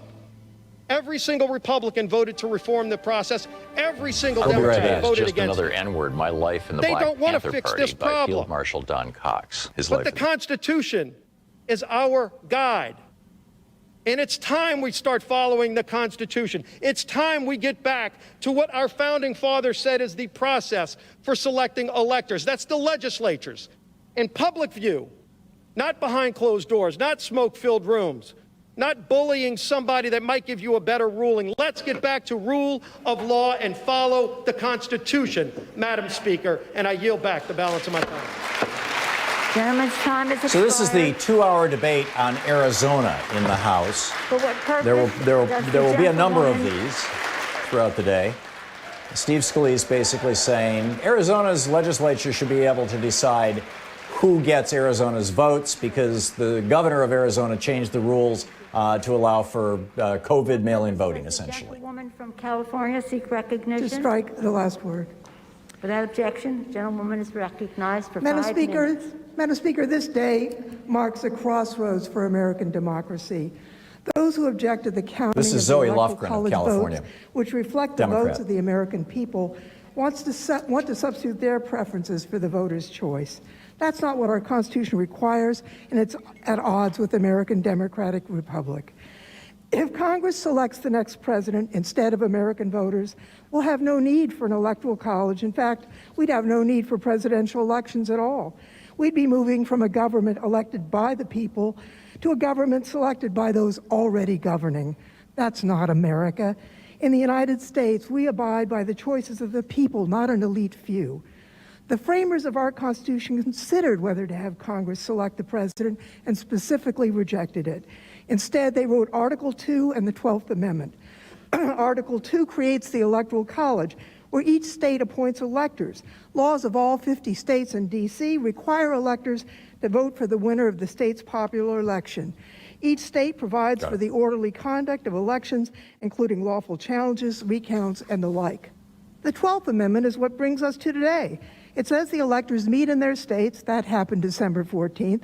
The amendment says the electors shall cast their votes, sign and certify them, transmit them to a seal. That's been done. The sealed envelopes containing the signed, certified ballots from each state's electors, reflecting the votes of the people, were in those mahogany boxes. The 12th Amendment directs the president, as the vice president, as the president of the Senate, to do only this: open the sealed envelopes, and then the vote shall be counted. Simple. It doesn't say counted in a manner that some members of Congress or the vice president might prefer. No. The votes are simply to be counted as certified and transmitted by the states. During Reconstruction after the Civil War, more than one slate of electors were appointed by states. Dueling lists were sent and protracted processes were undertaken in presidential elections. And as a result, to make an orderly process, Congress enacted the Electoral Count Act of 1887. This law governs our proceedings today. The act provides dispute resolution mechanisms. Under the ECA, if a governor certifies a slate of electors and there are no competing slates from that state, the governor's certified slate must be counted. Today, every single slate of electors, won by Joe Biden or won by Donald Trump, got their governor's certification. Not a single state submitted a competing slate. There's no dispute to resolve.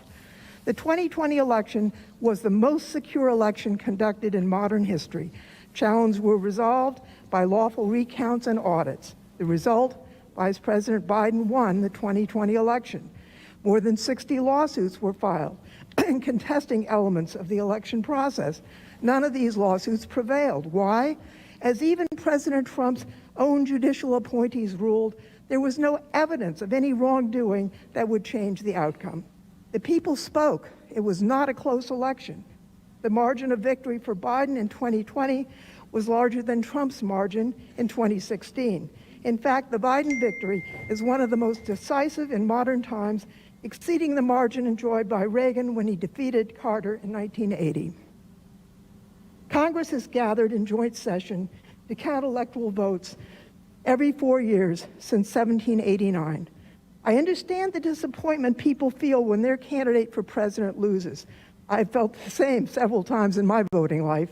When that happens, it's not an invitation to upend the Constitution and the laws of the United States.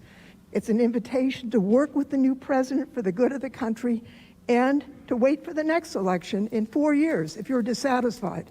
In that spirit, I urge my colleagues to uphold the American democracy and reject the objection, and I yield back the balance of my time.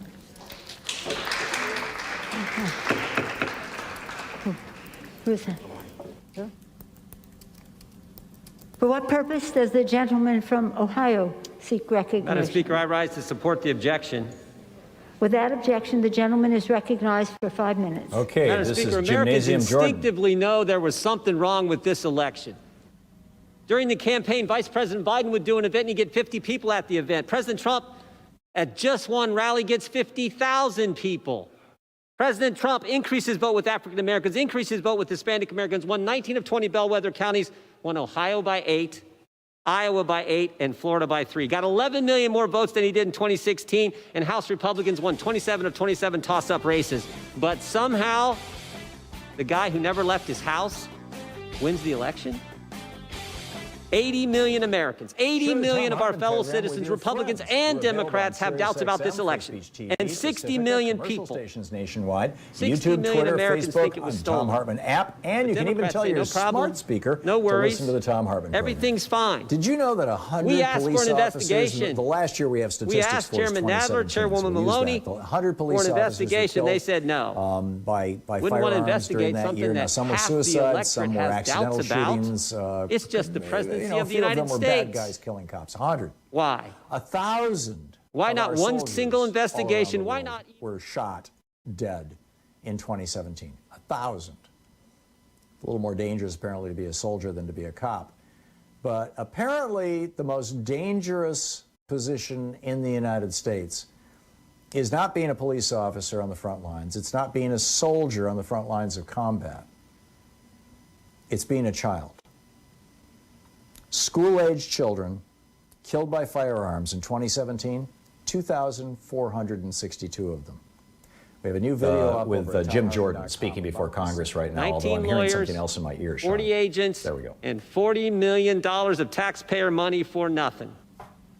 December 18th, 2019, Democrat House members vote to impeach President Trump based on an anonymous whistleblower with no firsthand knowledge who was biased against the president and who worked for Joe Biden. But none of that worked. As hard as they tried, none of that worked. They threw everything they had at him. So what'd they do next? They changed the rules. They changed the election law, and they did it in an unconstitutional fashion. And that's what we're going to show over the next several hours of debate. The Constitution is clear, as Whip Scalise just said. State legislatures, and only state legislatures, set election law. In Arizona, the law says voter registration ends on October 5th. Democrats said, we don't care what the law says. They went to a court, got an Obama-appointed judge to extend it 18 days. No debate, as Steve talked about. No debate, no discussion, he just did it. Pennsylvania, same thing. Pennsylvania law says mail-in ballots have to be in by 8 p.m. Election Day. Democrat Supreme Court said, nope, we're going to extend it. Election Day doesn't end on Tuesday now. They took it to Friday. Extended the election 3 days. Not the legislature, partisan Supreme Court. Pennsylvania law says mail-in ballots require signature verification. Democrat Secretary of State said, nope, I'm going to decide by myself that it doesn't.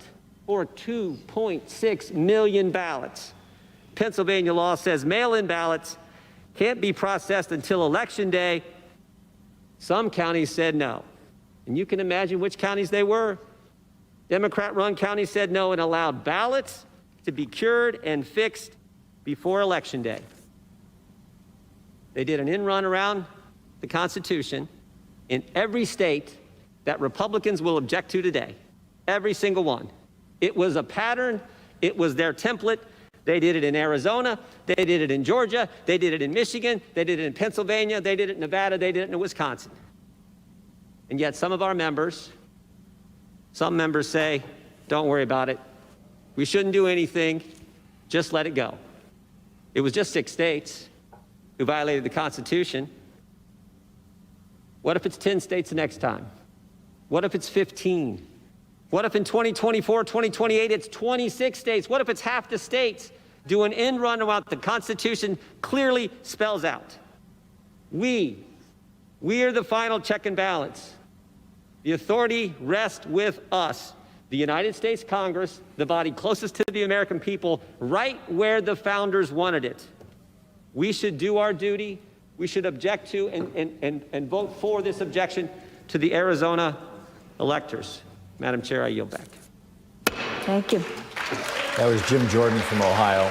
This is the Republican shtick, is the rules got changed, and they're going to use this going forward to lock down elections and make it much harder for people to vote. You can count on that. So this is the debate in the House of Representatives. Does the gentleman from California seek recognition? Madam Speaker, I rise in opposition to the objection. The gentleman is recognized with that objection for 5 minutes. Madam Speaker, a little more than 2 months ago, America performed an extraordinary feat. Under some of the most trying circumstances in our history, our fellow citizens conducted a free and fair election, vindicating our founders' belief once again that we were capable of self-government and a peaceful transition of power. On November 3rd, the American people chose Joe Biden to be their next president by an enormous margin. The successful conduct of that election, among the most secure in American history, was not an accident. It was the result of the dedicated work of thousands of volunteers, canvassers, poll workers, electors, and state and local election officials. When the conduct of any state election was challenged, the courts, through judges appointed by Democrats and those appointed by Republicans, heard unsubstantiated claims of fraud, found they had no merit, and said so.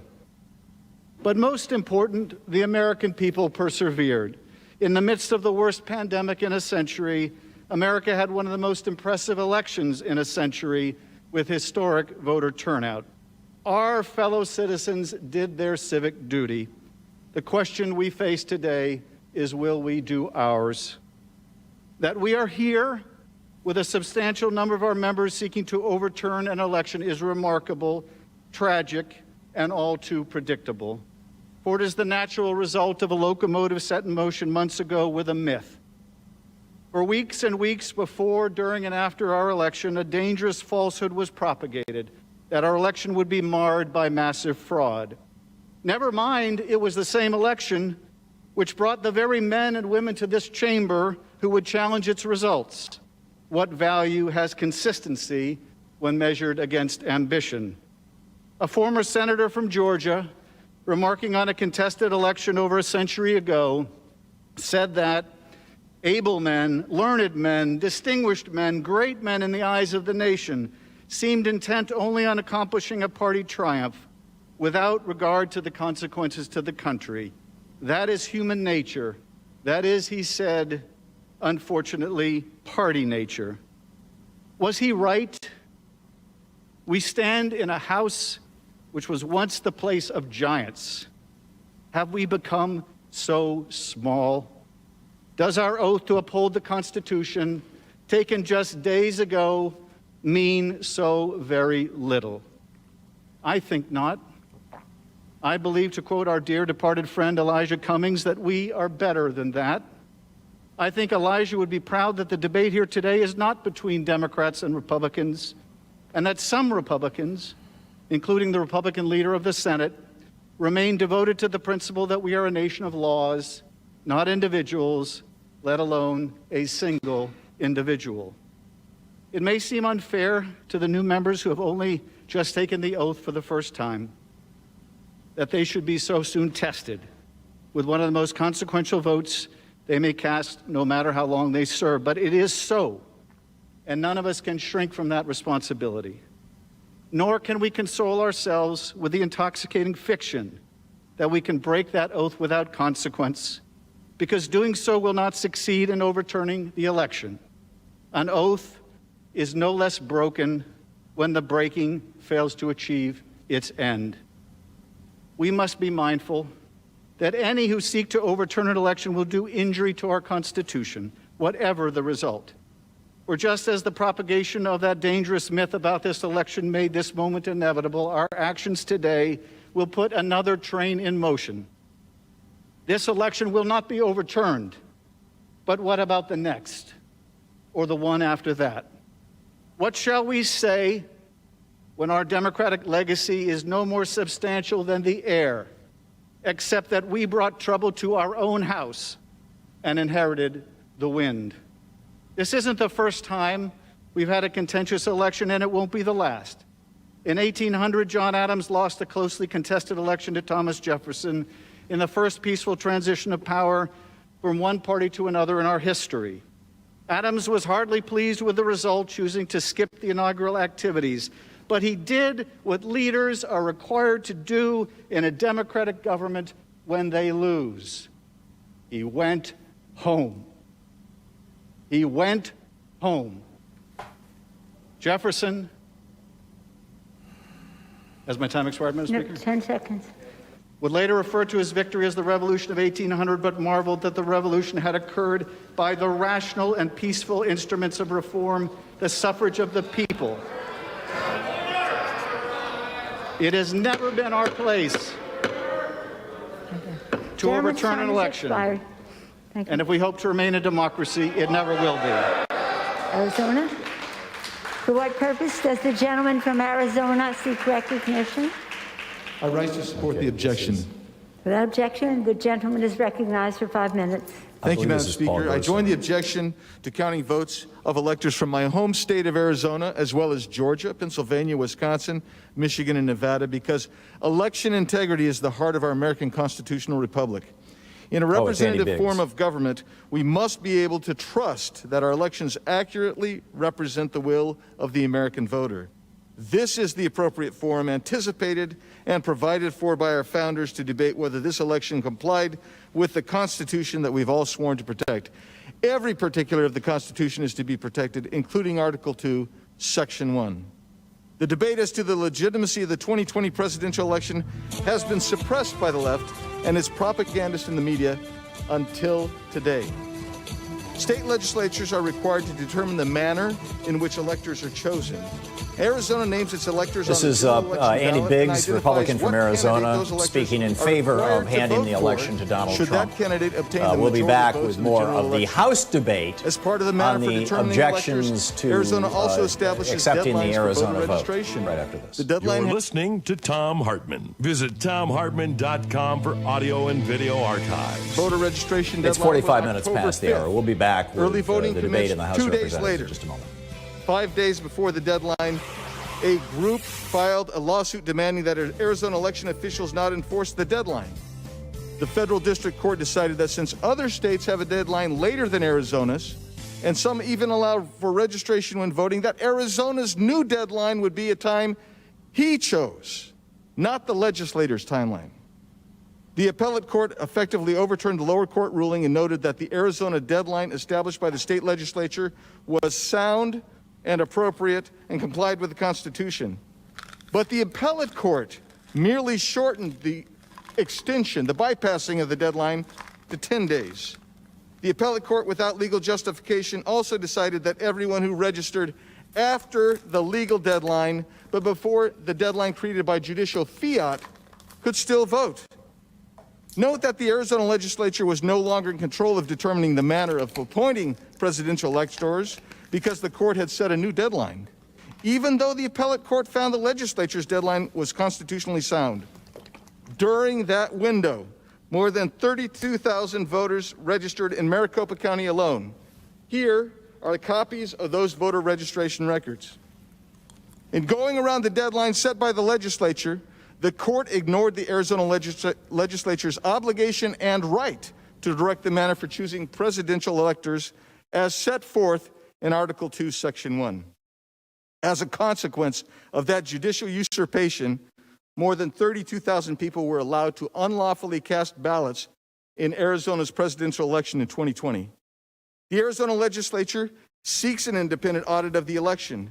The governor refuses now to call them into a special session. The Maricopa County Board of Supervisors has refused to comply with legislative subpoenas. In Arizona, the people who control the evidence related to the election have done everything possible to prevent an independent audit directed by the legislature. Arizonans have used the limited amount of records available to investigate the 2020 presidential election. Of a limited sample of 1,000 addresses of voters, they found 539 voters did not live at the addresses on the voter rolls. Here is a stack of 1,000 declaration of affidavits supporting that.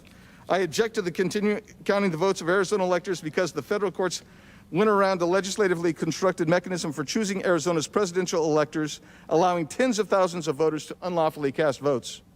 The court usurped a key component of the Arizona legislature's manner of selecting presidential electors, thus violating Article 2, Section 1.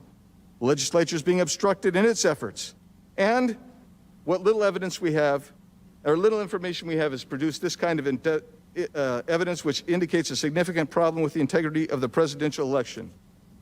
Madam Speaker, I ask that my written comments, together with the voter registration records that reflect the 32,000 registrations permitted in contravention of state law, letters and resolutions from Arizona legislators pertaining to the count of votes from electors, along with approximately 1,000 affidavits and declarations pertaining to potential voter fraud in Arizona in the 2020 presidential election, and the statement of Congressman Randy Weber of Texas be made a part of the record. I yield back. So basically what he's saying is because the courts extended the period of time to register to vote, all those votes are fraudulent. It's voter fraud. Now we're going to a Democrat from Maryland. Madam Speaker, this is I want Jamie to Raskin. thank you first and all my dear beloved colleagues for your love and tenderness, which my family and I will never forget. His son just recently committed suicide, which is why everybody's applauding him, and he's thanking them. A real, true tragedy for Jamie Raskin. We'll be right back. It's coming up on 10 minutes before the hour.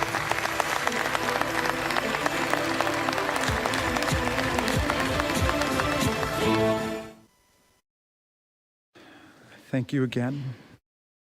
Abraham Lincoln, whose name is a comfort to us all, said, "We've got the best government the world ever knew." It's best because the first three words of the Constitution tell us who governs here. We the people. Watch this proceeding today and tell the world with pride, as Lincoln did, about the brilliant meaning and promise of our country. Our government belongs to the people. As President Ford said, "Here the people rule." Today, we are in the people's house to complete the people's process for choosing the people's president. We assemble in joint session for a solemn purpose that we've all sworn a sacred oath to faithfully discharge. The 12th Amendment obligates each and every one of us to count the electoral votes to recognize the will of the people in the 2020 presidential election. We are not here, Madam Speaker, to vote for the candidate we want. We are here to recognize the candidate the people actually voted for in the states. Madam Speaker, the 2020 election is over, and the people have spoken.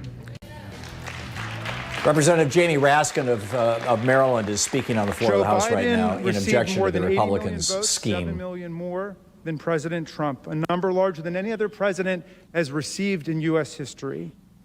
This sweeping popular victory translated into an electoral college victory of 306 to 232, a margin which President Trump pronounced a landslide when he won by those exact same numbers in 2016.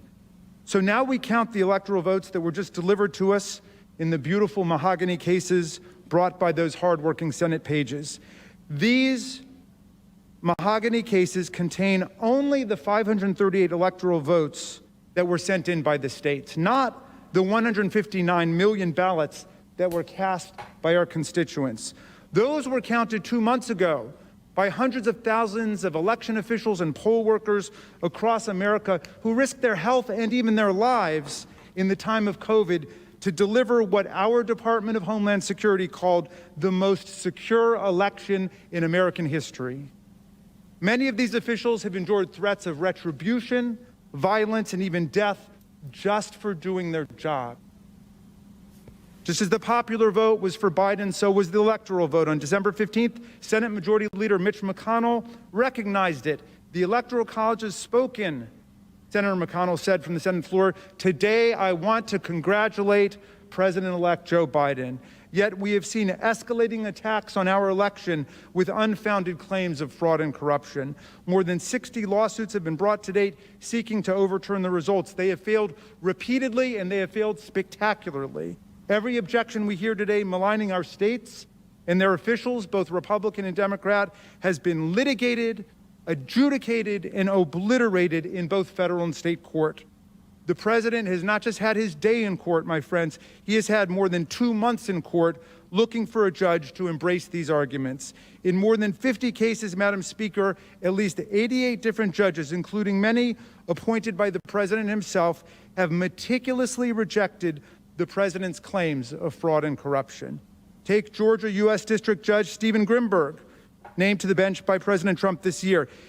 Last year, he rejected Trump's prayer to block certification of Biden's victory in Georgia, saying it has no basis in fact or law. Take U.S. District Judge Brett Ludwig, another Trump nominee who took the bench in September. He dismissed a lawsuit seeking to overturn the results in Wisconsin, calling it extraordinary. A sitting president who did not prevail in his bid for re-election has asked for federal court help in setting aside the popular vote based on issues he plainly could have raised before the vote occurred. He wrote, "This court has allowed plaintiff the chance to make his case, and he has lost on the merits." Trump has asked for the rule of law to be followed, Judge Ludwig observed, and he said definitively, it has been. I've been a constitutional law professor for 30 years, and if I were to test my students on these decisions, it would be the easiest test in the world, because the plaintiffs have lost nearly every case and every issue in the most sweeping terms. That's all they would have to remember. There is no basis in fact or law to justify the unprecedented relief that is being requested of nullifying these elections. We are here to count the votes. Let us do our job. Gentleman's time, right, Kevin.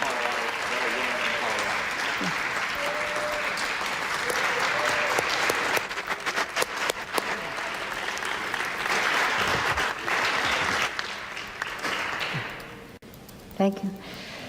For what purpose does the gentlewoman from Colorado seek recognition? I rise to support the objection. The gentlewoman is recognized for 5 minutes. Thank you, Madam Speaker. And to ease everyone's nerve, I want you to all know that I am not here to challenge anyone to a duel like Alexander Hamilton or Aaron Burr. Madam Speaker, my primary objection to the counting of the electoral votes of the state of Arizona is based on the Constitution and the direction of state legislatures through state law as spelled out in the following two clauses. Article 2, Section 1, Clause 2 states in part, and I quote, "Each state shall appoint in such manner as the legislature thereof may direct a number of electors." And the election clause of the Constitution provides state legislatures with explicit authority to prescribe, and I quote, "the times, places, and manners of holding elections," end quote. For more than 3 decades, Arizona law set by the state legislature has required that voter registration end no later than 29 days before an election. This is clear. It is law, unless amended by the state legislature. This is the way it needs to be carried out. In Arizona, the deadline for voter registration for the 2020 presidential election was October 5, 2020. Using COVID as a reasoning, Democrats filed a lawsuit to extend this deadline by 18 days. And an injunction was made by an Obama-appointed judge preventing the Arizona Secretary of State from enforcing the constitutional deadline set by the state legislature. As a result of this frivolous partisan lawsuit, 10 extra days were added via judicial fiat to allow voter registration. These 10 days were added after voting Oh had my already God, begun. more people could register to vote? We can't have that. This is the representative from Representative Lauren Boebert, B-O-E-B-E-R-T. Never heard of her, actually. Republican from Colorado's 3rd District. Anyhow, we'll continue with our live coverage of the debate in the House of Representatives right now over whether we should have democracy or not. Or if they voted for Vice President Biden. You're They did not listening to register Thom in time Hartmann. for the election. The law states October 5th. Either we have laws or we do not. If we allow state election laws as set forth by the state legislature to be ignored and manipulated on the whims, partisan lawsuit, unelected bureaucrats, Who's order?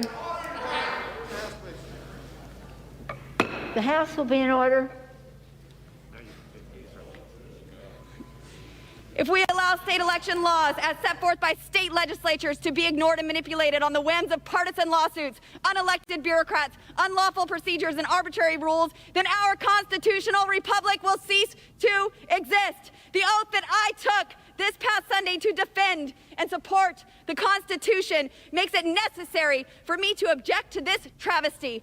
Otherwise, the laws passed by the legislative branch merely become suggestions to be accepted, rejected, or manipulated by those who did not pass them. Madam Speaker, I have constituents outside this building right now. I promised my voters to be their voice. In this branch of government, which I now serve, it is my separate but equal obligation to weigh in on this election and object.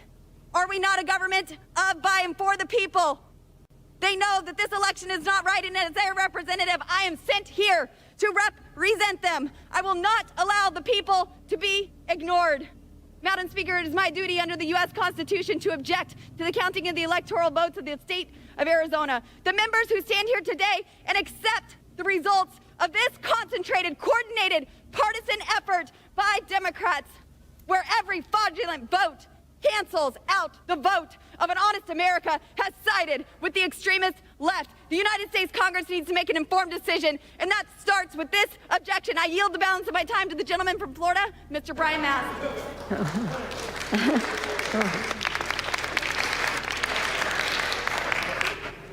Madam Speaker, I rise as well to support the objection, and I rise with a simple question. Can the chair honestly tell Americans that with pending Supreme Court legislation or pending Supreme Court case over legal observers not being allowed to observe and inspect signatures, that the laws and Constitution of that state were not violated? This is Congressman Brian Mast, Madam Speaker, I will wait for a Republican of response. Florida. I'm sorry? Has 25 seconds remaining. I will repeat my question. Can you honestly tell Americans that with pending Supreme Court case over legal observers not being able to observe and inspect signatures, that the laws and Constitution of Arizona did not be violated to change voting outcomes? And I will wait for a response. Okay. Gentleman's time has expired. To what purpose does the gentleman from Colorado seek recognition? Madam Speaker, I rise in opposition to the objection. Without objection, the gentleman is recognized for 5 minutes. Madam Speaker, today is an important day. This is Representative Joe Neguse, In who is a 1862, Democrat from Colorado's 2nd during District. the depths of the Civil War, President Lincoln submitted his annual message to Congress, to this body. And in it, he wrote the following: "Fellow citizens, we cannot escape history. We of this Congress and this administration will be remembered in spite of ourselves. The fiery trial through which we pass will light us down in honor or dishonor to the latest generation. We shall nobly save or meanly lose the last best hope of earth." We gather today, Madam Speaker, to ensure the survival of our grand American experiment, the greatest democracy this world has ever known. And there are millions of people watching today's proceedings. The eyes of the world are on us now, my colleagues, wondering if we will keep the faith, wondering if our constitutional republic will hold. Will we adhere to our Constitution, that solemn, visionary document that has guided us so well for so long and enabled the peaceful transfer of power for the last 230 years? Will we continue to be a country premised on the consent of the governed, a Congress that respects the will of the people, and a republic that will endure? Those are the questions before us today, Madam Speaker. With respect to my new colleague from Colorado, the question is not whether Joe Biden was elected the 46th president of the United States. He clearly was. The people of Arizona, like so much of the country, spoke clearly and resoundingly. They voted in record numbers. And over 81 million Americans selected Joe Biden as the next president. Now, today we hear from some in this chamber, not all, but some of my colleagues on the other side of the aisle, vague claims of fraud. No substance, no evidence, no facts, no explanation for why over 88 judges across this land have rejected the very same claims. Madam Speaker, the bottom line is this. As my colleague, Representative Raskin, so eloquently put it, the people have spoken. And that is why on December 14th, the Electoral College met to certify the election of a duly elected president, just as they've done for centuries during terrible world wars, recessions, depressions, plagues, and pandemics. They met their duty, and they once again rose to the occasion and certified the election. And the question now is, will we do ours? Now, I know there are many textualists among us, many of my colleagues, who would understand that the Constitution must guide our work today. And the Constitution is crystal clear. Our duty today is a narrow one. Article 2, Section 1, Clause 3 reads, "The President of the Senate shall, in the presence of the Senate and the House, open all the certificates, and the votes shall then be counted. The person having the greatest number of votes shall be the President." That's it. Period. Our job is not to replace the judgment made by the American people with our own.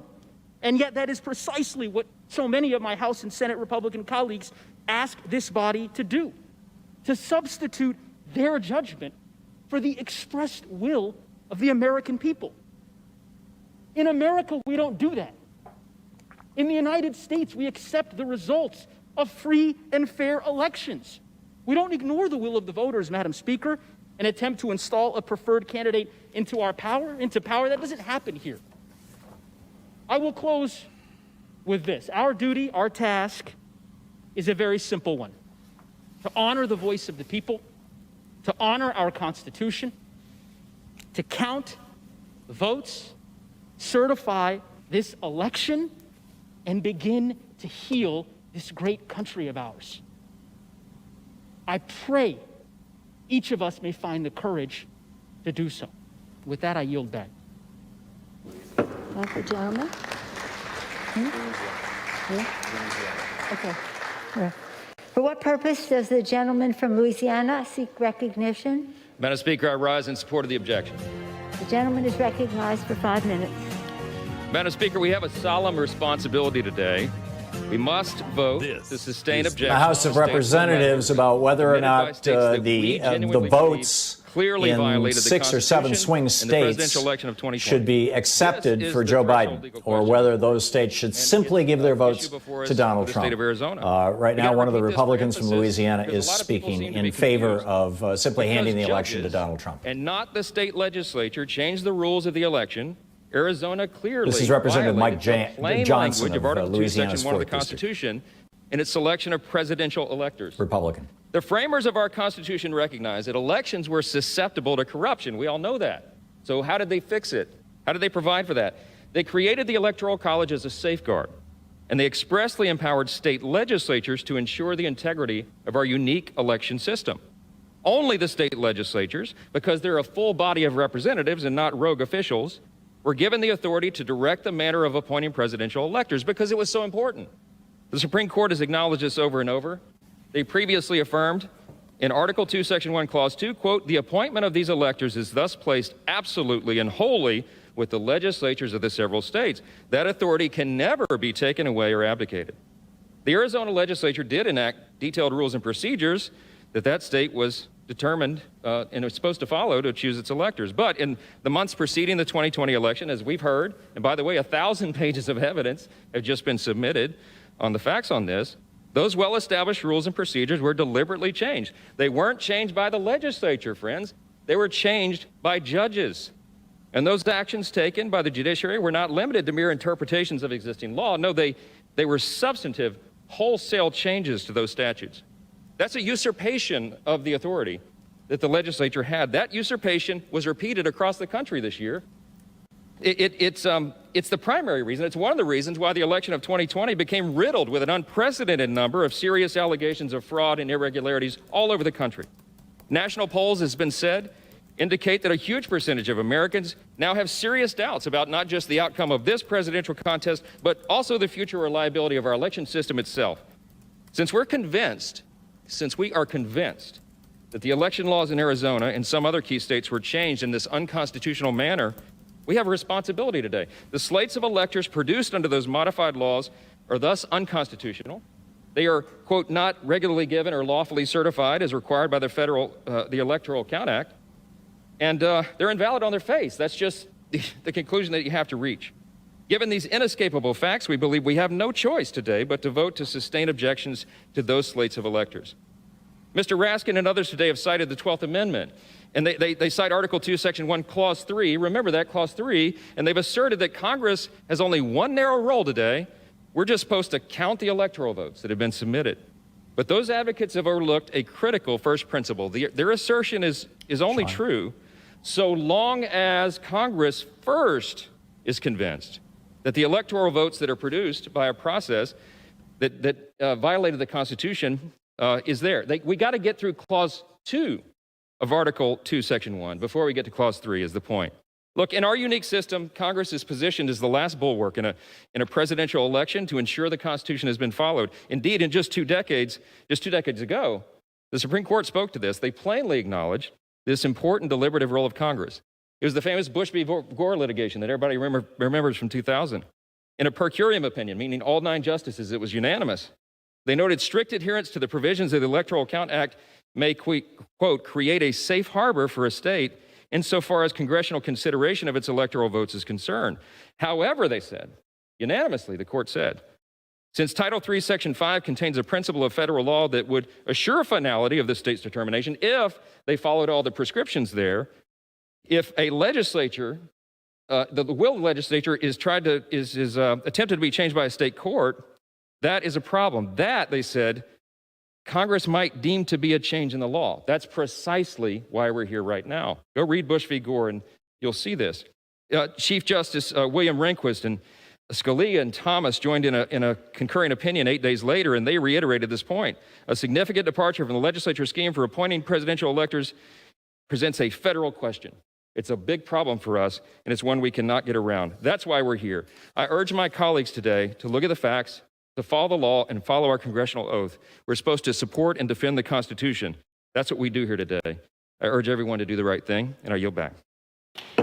Gentleman's time has expired. For what purpose does the gentleman from Arizona, the Dean of the Arizona delegation, seek recognition? Thank you, Madam Speaker. I rise in opposition to the objection. The gentleman is recognized for 5 minutes. Thank you, Madam Speaker. This exercise in futility that Congress is undertaking is at the behest of Republican members of Congress. The effort to overturn the presidential election and grant Donald Trump 4 more years is the motivation behind it. And to continue... this is Representative Raul Grijalva, Democrat of Arizona, one of the former leaders of the Congressional Progressive makes Caucus. No sense, because there is no viable constitutional or legal path to overturn the election that will make Vice President Biden and Senator Harris President and Vice President of the United States after January 20th. One certain outcome of this whole process is the weakening of our democracy and the threatening of our democracy. Beginning with Arizona, Congress is being asked to chase down a rabbit hole, baseless, discredited, and judicially discarded fringe conspiracy theories. But for the record, let's talk a little bit about Arizona. Arizona and state and local officials did an unbelievable job to ensure that the 220 elections ran smoothly.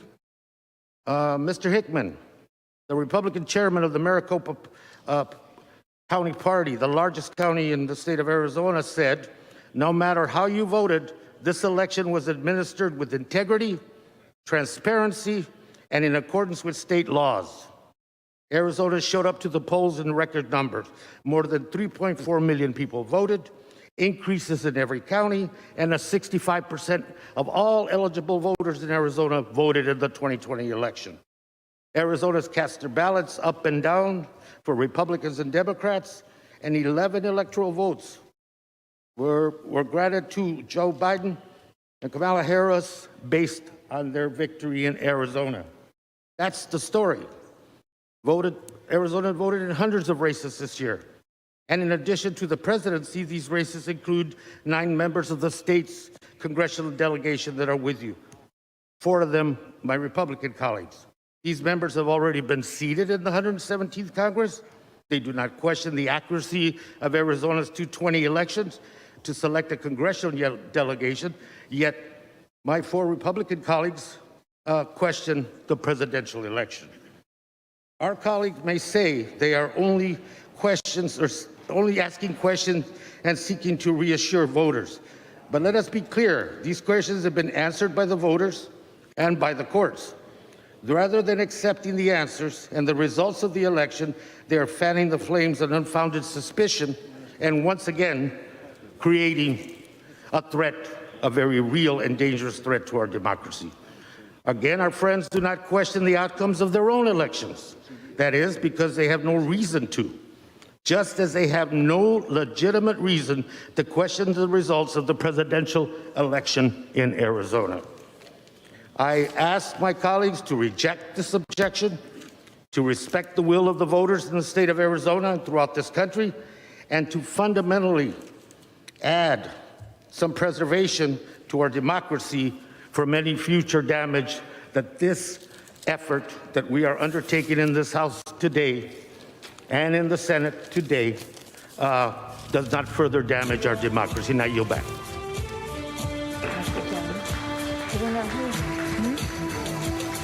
For what purpose does the gentleman from Arizona seek recognition? Madam Speaker, I rise in support of my objection. The gentleman is recognized for 5 minutes. Madam Speaker, I filed my petition, a challenge on the slate of electors from this for the exact same reason, to install a race-based fascist regime. This my ask to you, the Speaker, Program. to the Vice President, is simple. We're listening to the debate in the Do U.S. not House of count these Representatives right electors now until about and whether unless or not to the accept Secretary the of State votes of allows a Arizona's forensic audit voters of the election, a for Joe request Biden. she has denied repeatedly.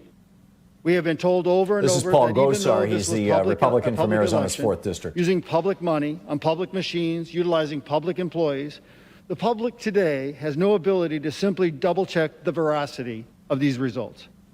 If the presidential election was a football game, we would get a slow-motion review from multiple angles and a correction of a controversial decision.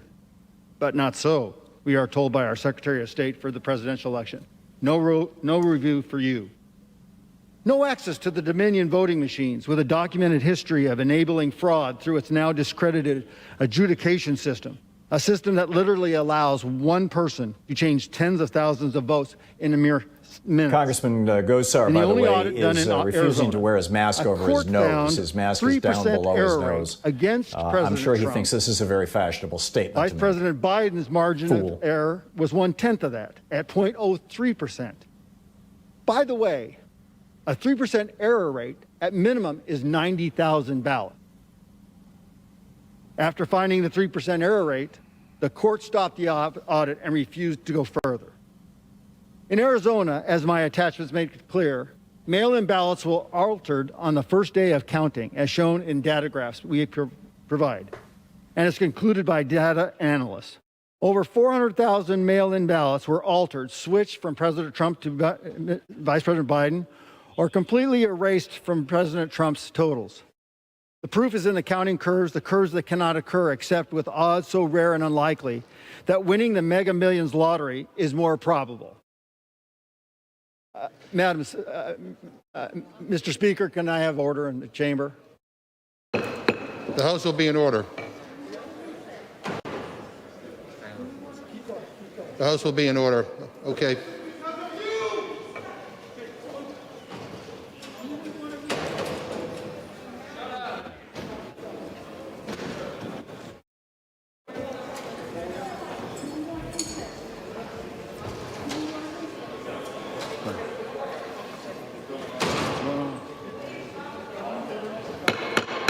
The House will be in order. House will be in order.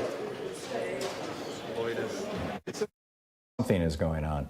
The Capitol is being stormed right now by right-wingers. And so Members will take their seats. The House will be in order.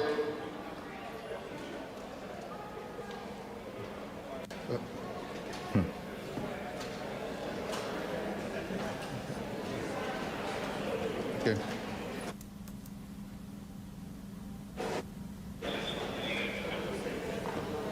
Yeah, Sean, I need to know from you when he switches over. We can get order. We can resume. Phone so I can see what's going on. So you know, what's going on here right now is, well, actually, I'm not certain what has disrupted the House. Something's happened. Somebody was yelling and screaming. A bunch of people got hustled out of the room. I'm sure we'll find out what's going on. But meanwhile, we've got basically a riot going on outside the Capitol building as Trump humpers from around the country have come, and they're all, these maggot folks are yelling and shouting, and it's like, and people all over Twitter are like, okay, when we were protesting peacefully in favor of Black lives, we got tear gassed. How come the police are letting these fools storm the Capitol building?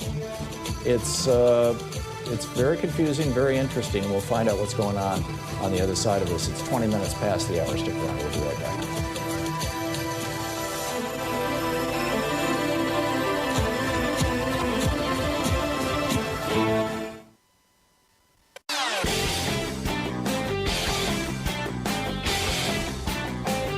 And the middle class grew. Share the Thom Hartmann Program with your friends. We're available on SiriusXM, Free Speech TV, Pacifica, commercial stations nationwide, YouTube, Twitter, Facebook, on the Thom Hartmann app, and you can even tell your smart speaker to listen to the Thom Hartmann Program. Hey, we have a new video up over at thomhartmann.com for folks who support our program. It's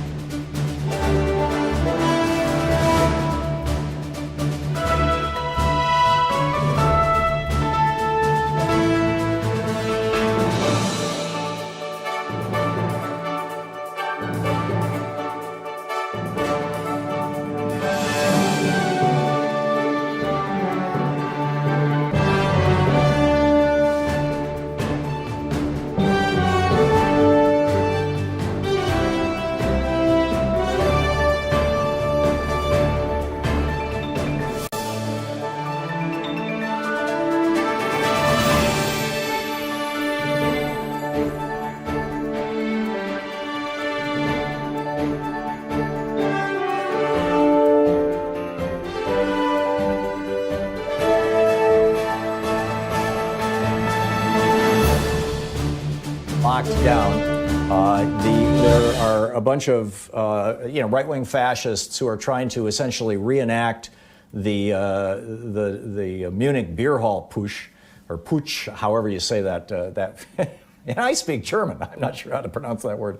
Where they were, basically storming, rioting, in essence, to try to bring Hitler to power.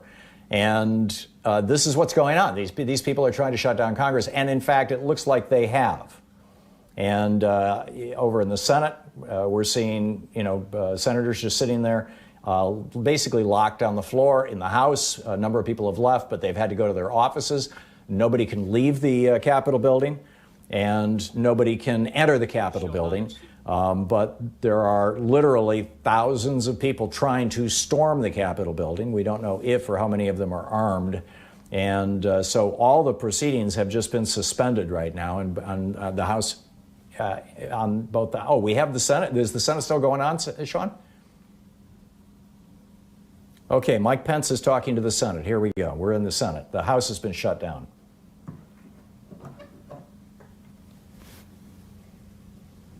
Sean, I need audio. Majority Leader. President, I ask unanimous that the Majority Leader and the Democratic Leader be allowed to speak, and that following their remarks, the Majority Leader and the Democratic Leader each control up to 1 hour of debate. Okay, I'm not sure what's going on here because I don't have a video feed any longer. Up to 5 minutes of that time. Any senator seeking Mitch McConnell's talking. Okay, can I hear the audio, please, Sean? Further, I ask unanimous consent that the senators be permitted to insert statements into the record. Is there objection? Without objection, so ordered. Mr. President. Majority Leader. We're debating a step that has never been taken in American history. Whether Congress should overrule the voters and overturn Mitch McConnell. A presidential election. I've served 36 years in the Senate. This will be the most important vote I've ever cast. President Trump claims the election was stolen. The assertions range from specific local allegations, constitutional arguments, weeping conspiracy theory. I supported the president's right to use the legal system. Dozens. Lawsuits received hearings in courtrooms all across our country. But over and over, courts rejected these claims, including all-star judges whom the president himself has nominated. Every election, we know, features some illegality and irregularity, and of course, that's unacceptable. Yeah, this is not live. Well, I just want to hear what and let you hear what Mitch McConnell has to say. This was in the Senate while we were listening to the House a little while ago, maybe an hour ago. And after McConnell finishes speaking, I'll come back on. We'll pick up some of your phone calls and we'll continue the conversation. Right now, the Capitol's locked down because of the right-wing fascists who have surrounded it. Massive scale that would have tipped the entire election. Nor can public doubt alone justify a radical break when the doubt itself was incited without any evidence. The Constitution gives us here in Congress a limited role. We cannot simply declare ourselves a national board of elections on steroids.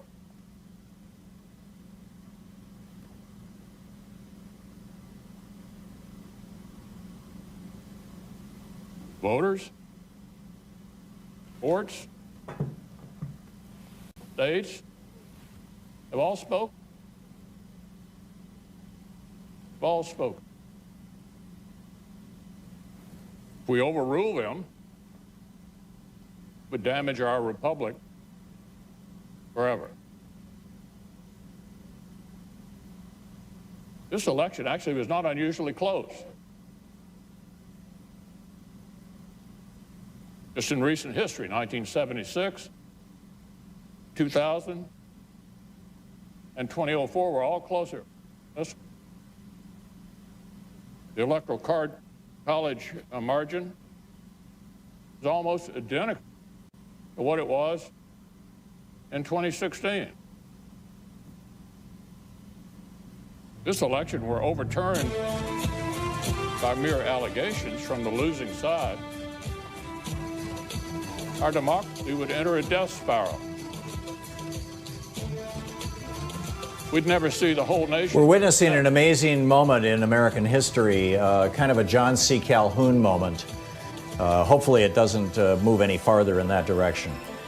We'll be back with more, and I'll be picking up your phone calls on the other side of this break. You're listening to the Thom Hartmann Program. Call 202-808-9925. Stick around. We'll be right back.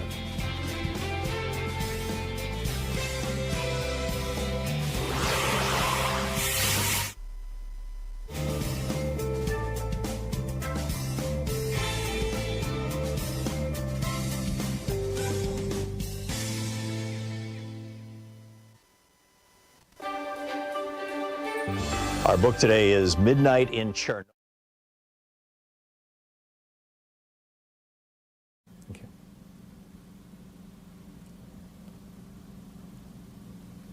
Okay, I'm not hearing the audio, Sean. This should be Representative Paul Gosar from the U.S. House. Drifting apart into two separate tribes. Oh no, this is Mitch separate McConnell. set of facts and separate reality, with nothing in common except our hostility towards each other and mistrust for the few national institutions that we all still share. Every time in the last 30 years that Democrats have lost the presidential race, they've tried a challenge just like this. After 2000, after 2004, after 2016. After 2004, a senator joined and forced the same debate. And believe it or not, Democrats like Harry Reid, Dick Durbin, and Hillary Clinton praised them and applauded the stunt. Republicans condemned those baseless efforts back then. And we just spent 4 years condemning Democrats' shameful attacks on the validity of President Trump's own election. So look, there can be no double standard. The media that is outraged today spent 4 years aiding and abetting Democrats' attack on our institutions after they lost. But we must not imitate and escalate what we repudiate. Our duty is to govern for the public good. The United States Senate has a higher calling than an endless spiral of partisan vengeance. Congress will either override the voters, overrule them, voters, states, and the courts for the first time ever, or honor the people's decision. Will either guarantee Democrats' delegitimizing efforts after 2016 become a permanent new routine for both sides, or declare that our nation deserves a lot better than this. We'll either hasten down a poisonous path where only the winners of election actually accept the results, or show we can still muster the patriotic courage that our forebears showed not only in victory but in defeat. Framers built Senate stop short-term passions from boiling over and melt foundations of our republic. So I believe protecting our constitutional order requires respecting the limits of our own power. It would be unfair and wrong to disenfranchise American voters and overrule the courts and the states on this extraordinarily thin basis. And I will not pretend such a vote would be a harmless protest gesture while relying on others to do the right thing. I will vote to respect people's decision and defend our system of government as we know it. Leader.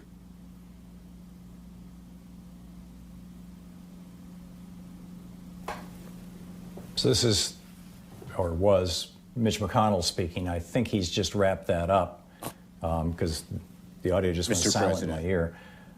Vice President. Okay. Here's Chuck Schumer. As prescribed by the Constitution and the laws of the nation, the purpose of this joint session is for tellers, appointed on a bipartisan basis by the two houses, to read to the Congress the results of an election that has already happened.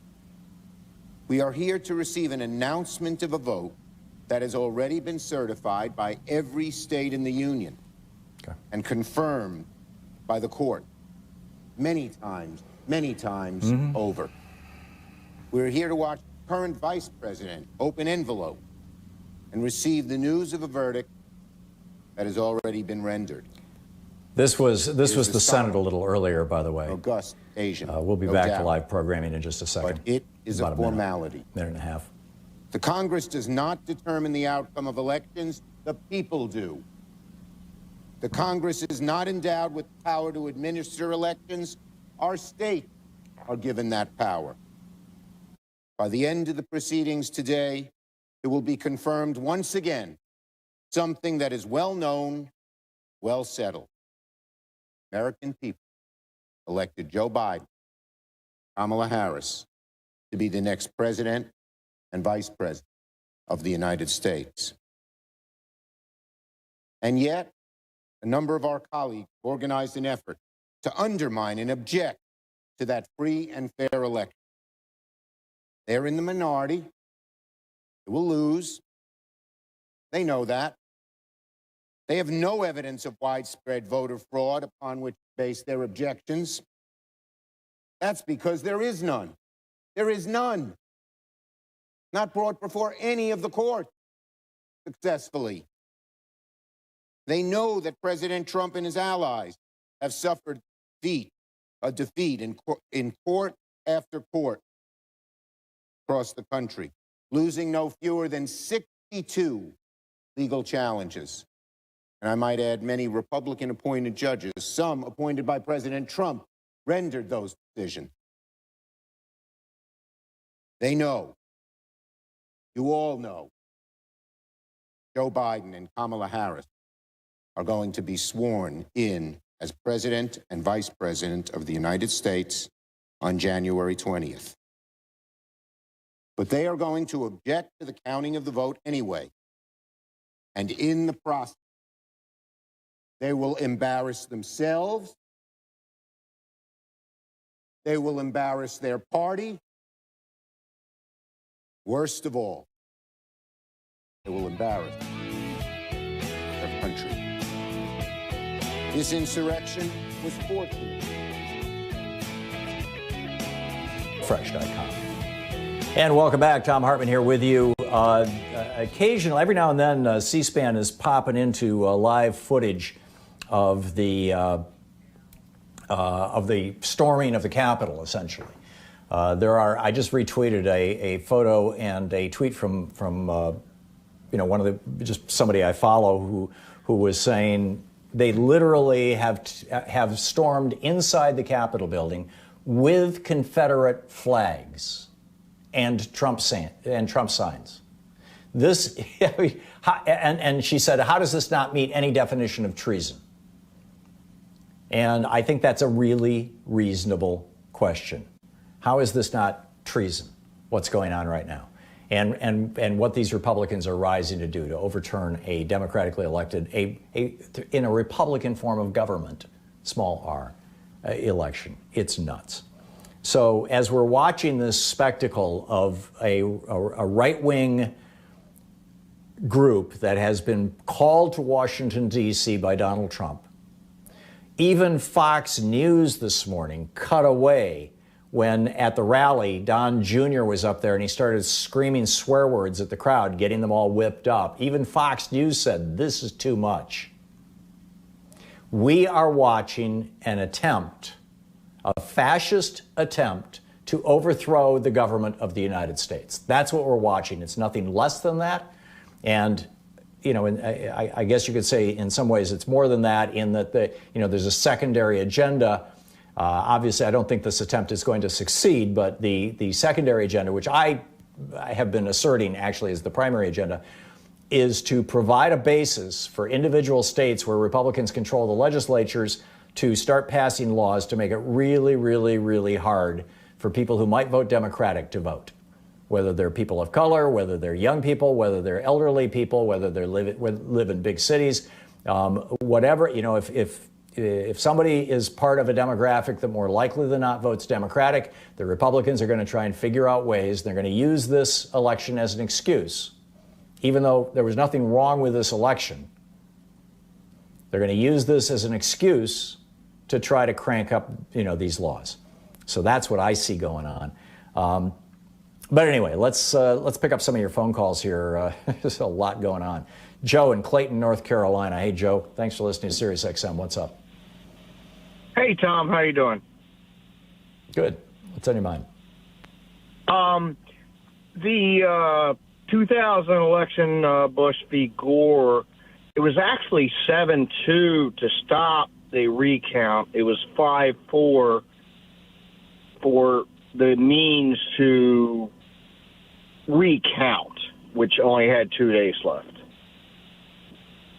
I don't know that what you're saying is true. Joe. Everybody says it was 5-4, but it was 7-2 to actually. It was a stop 5-4 decision. And the stopping of the recount had to do with granting cert. It was not, Joe, I'm sorry. This is not a time for splitting hairs like that. Brent in Tulsa, Oklahoma. Hey, Brent, what's on your mind?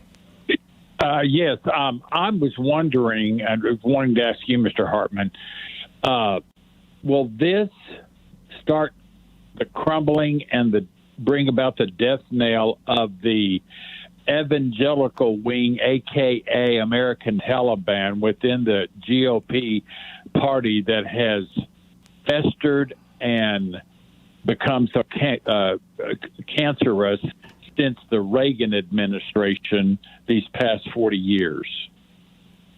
Yeah, like much of the rest of the Republican Party, you're seeing a split right now in the evangelical community. We had Pat Robertson come out yesterday and say, hey, the election's over, Joe Biden won, we need to move on, or words to that effect.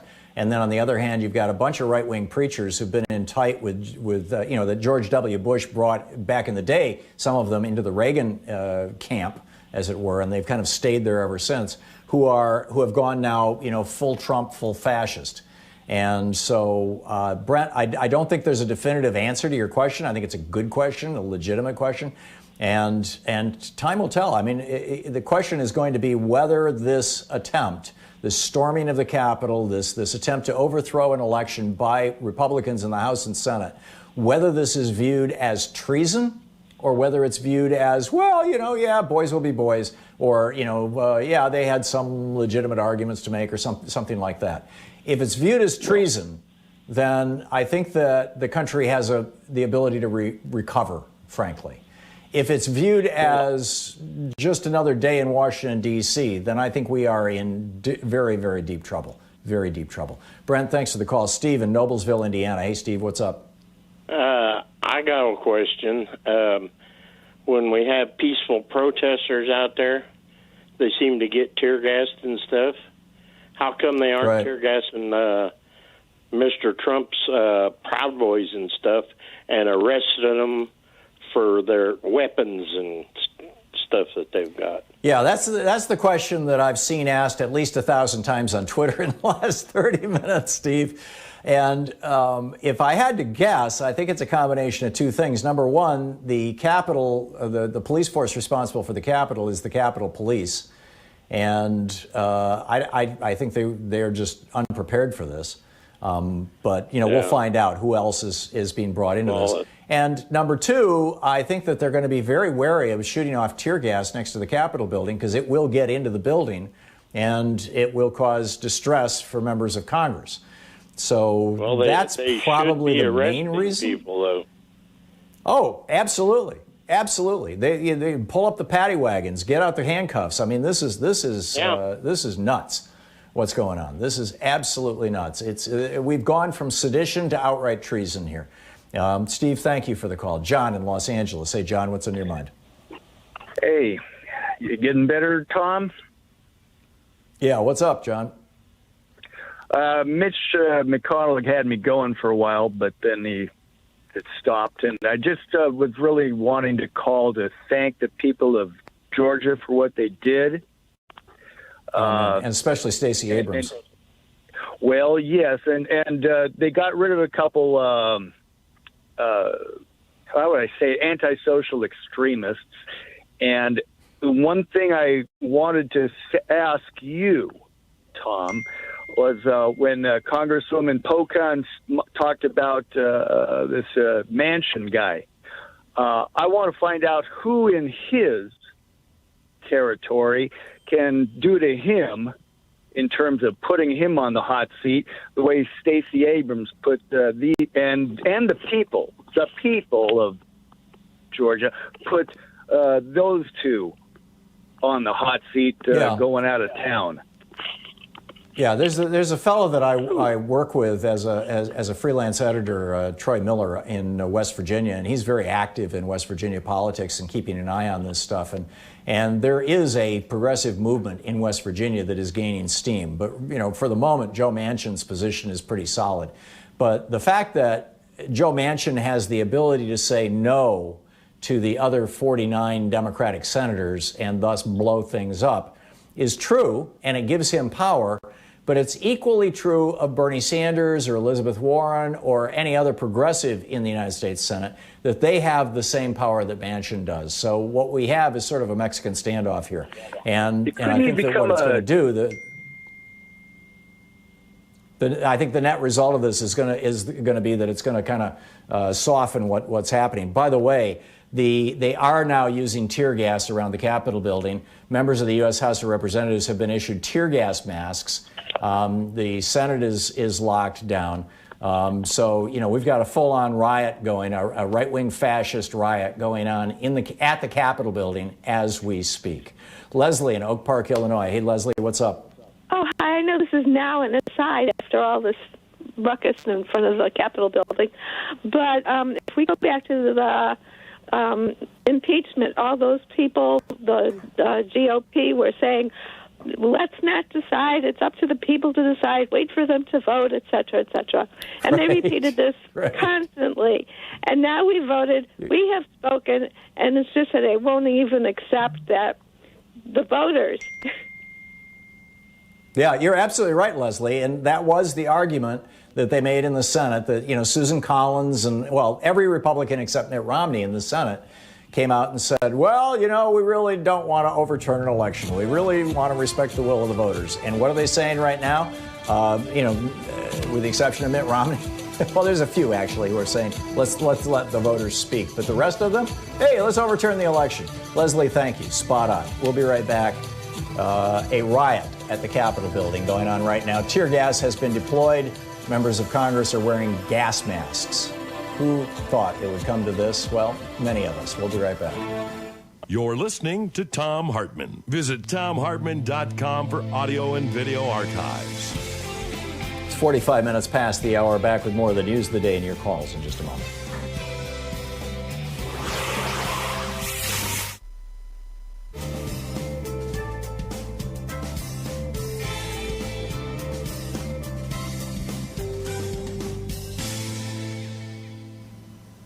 And welcome back. Lewis in Portland, Oregon. Hey, Lewis, what's on your mind today?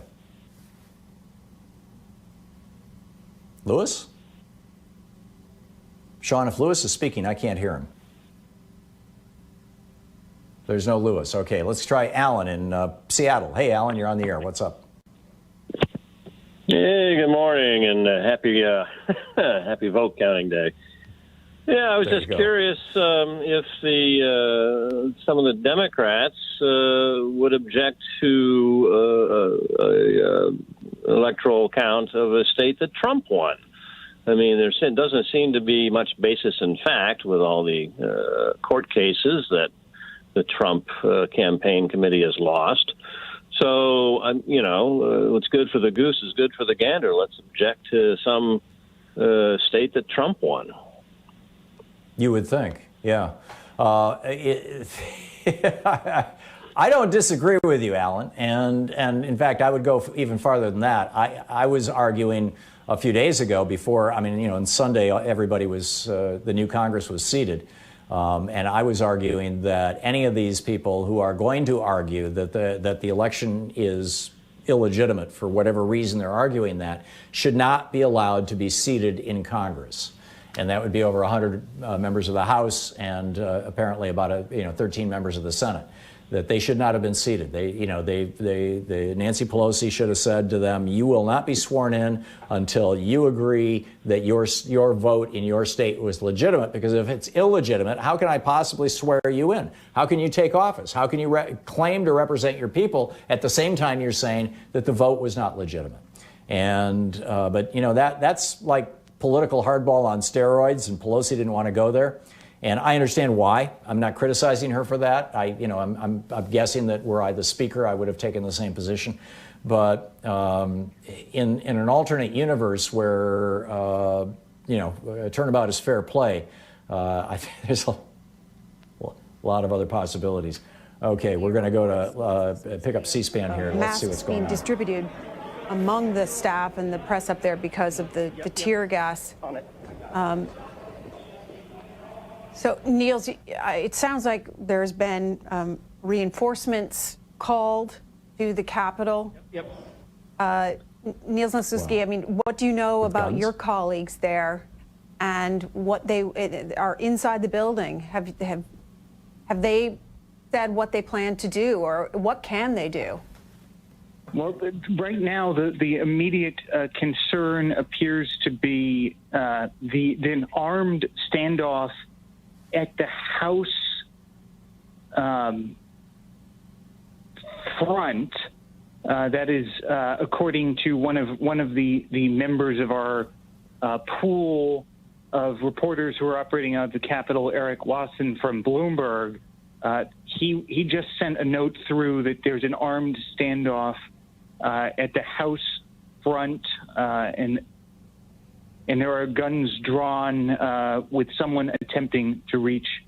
And now so this is continued to be a developing situation. And at this point, I think that the immediate concern is with the use of weapons and sort of this being beyond a peaceful protest. We left that point a long time ago. And so we're just continuing to see these reports coming in as we are speaking.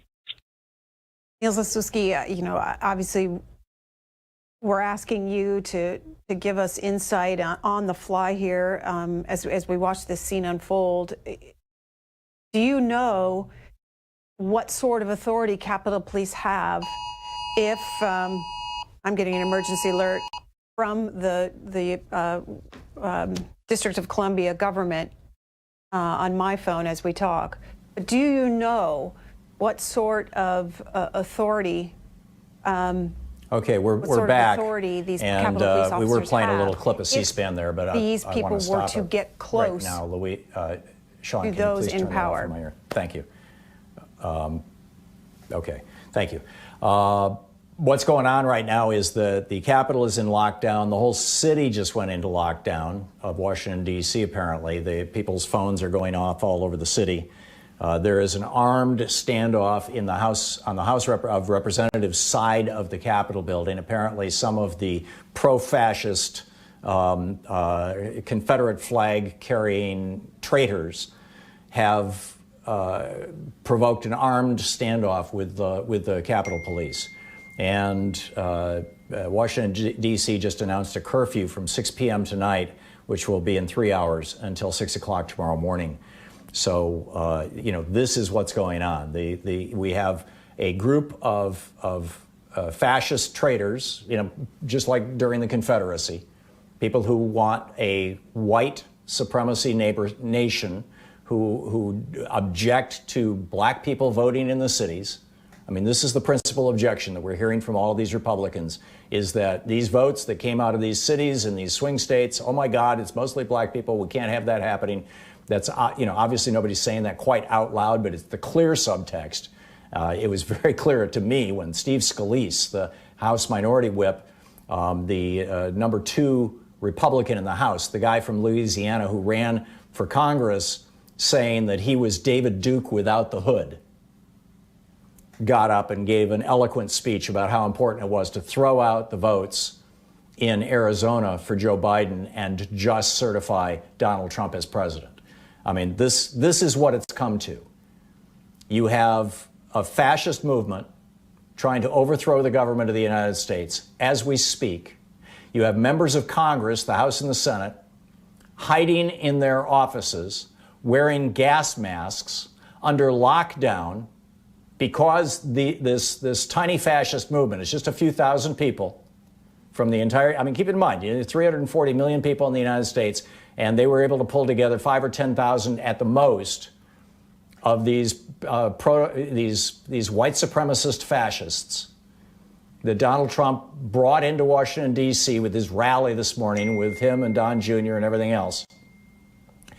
There's been smashed glass now as the Capitol Police have drawn their guns inside the Capitol building. These people have broken into the Capitol building. This is, I mean, this is not that different. Well, in many ways it is. I was going to say from 1860. I should stop drawing those analogies because it empowers them. What we're looking at is a small faction of hardcore, right-wing, white supremacist traitors, people who hate the idea of the United States. They hate the idea of a pluralistic country. They hate the idea that the will of the majority of the people is served. Part of it probably comes out of the fact that America is in the middle of a transition from majority white to minority white, and these people are going insane around this. This is their identity. This is the core of everything for them. And Donald Trump has been their leader, and he's been absolutely unabashed in his racism and in his cheerleading for this kind of racism. And this cannot stand. There have to be consequences for this. These people need to be arrested. They need to be thrown in jail. The legislators who went along with this, particularly the ringleaders like Ted Cruz in the Senate and Jim Jordan and others in the House, need to be held to account, if not politically, in other ways. And I'm not talking about violence or anything like that, but legally. Have these guys committed broken laws? You've got Mark Meadows, who is now the White House Chief of Staff, used to be part of the so-called Freedom Caucus. I call them the Cokehead Caucus. These are the Republican members of the House who are there largely because of the efforts of the Koch network and other right-wing billionaires. And Mark Meadows, the Chief of Staff for the White House for Trump, has been egging this on and promoting this. This is nothing less than an absolute repudiation of the ideals on which this country was founded by a small band. And we need to emphasize this, and I'm concerned that the media is not. That it is a small group of people who are not representative of the majority of Americans, and frankly not representative of the majority of Republicans. Although, the majority of Republicans did vote for Donald Trump, but I don't think they voted for this. I may be wrong.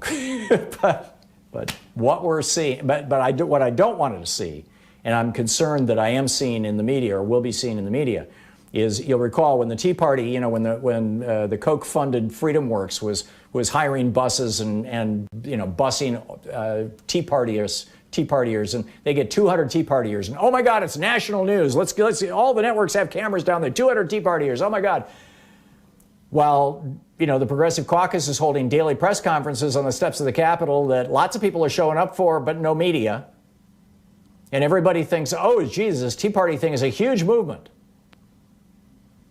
Well, this Proud Boy thing is not a huge movement. It's a bunch of right-wing crazies who hate the idea of an America where all men and women are created equal and endowed by their Creator with the rights to life, liberty, and the pursuit of happiness. They are people who hate the core foundation of this country.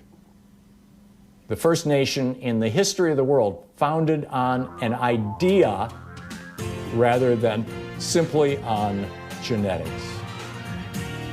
We'll be back tomorrow, same time, same place. We'll continue the conversation. In the meantime, don't forget we all have a role to play in this. A nonviolent role to play in this. So get out there, get active, tag, you're it.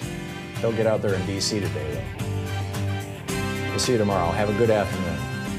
Take care.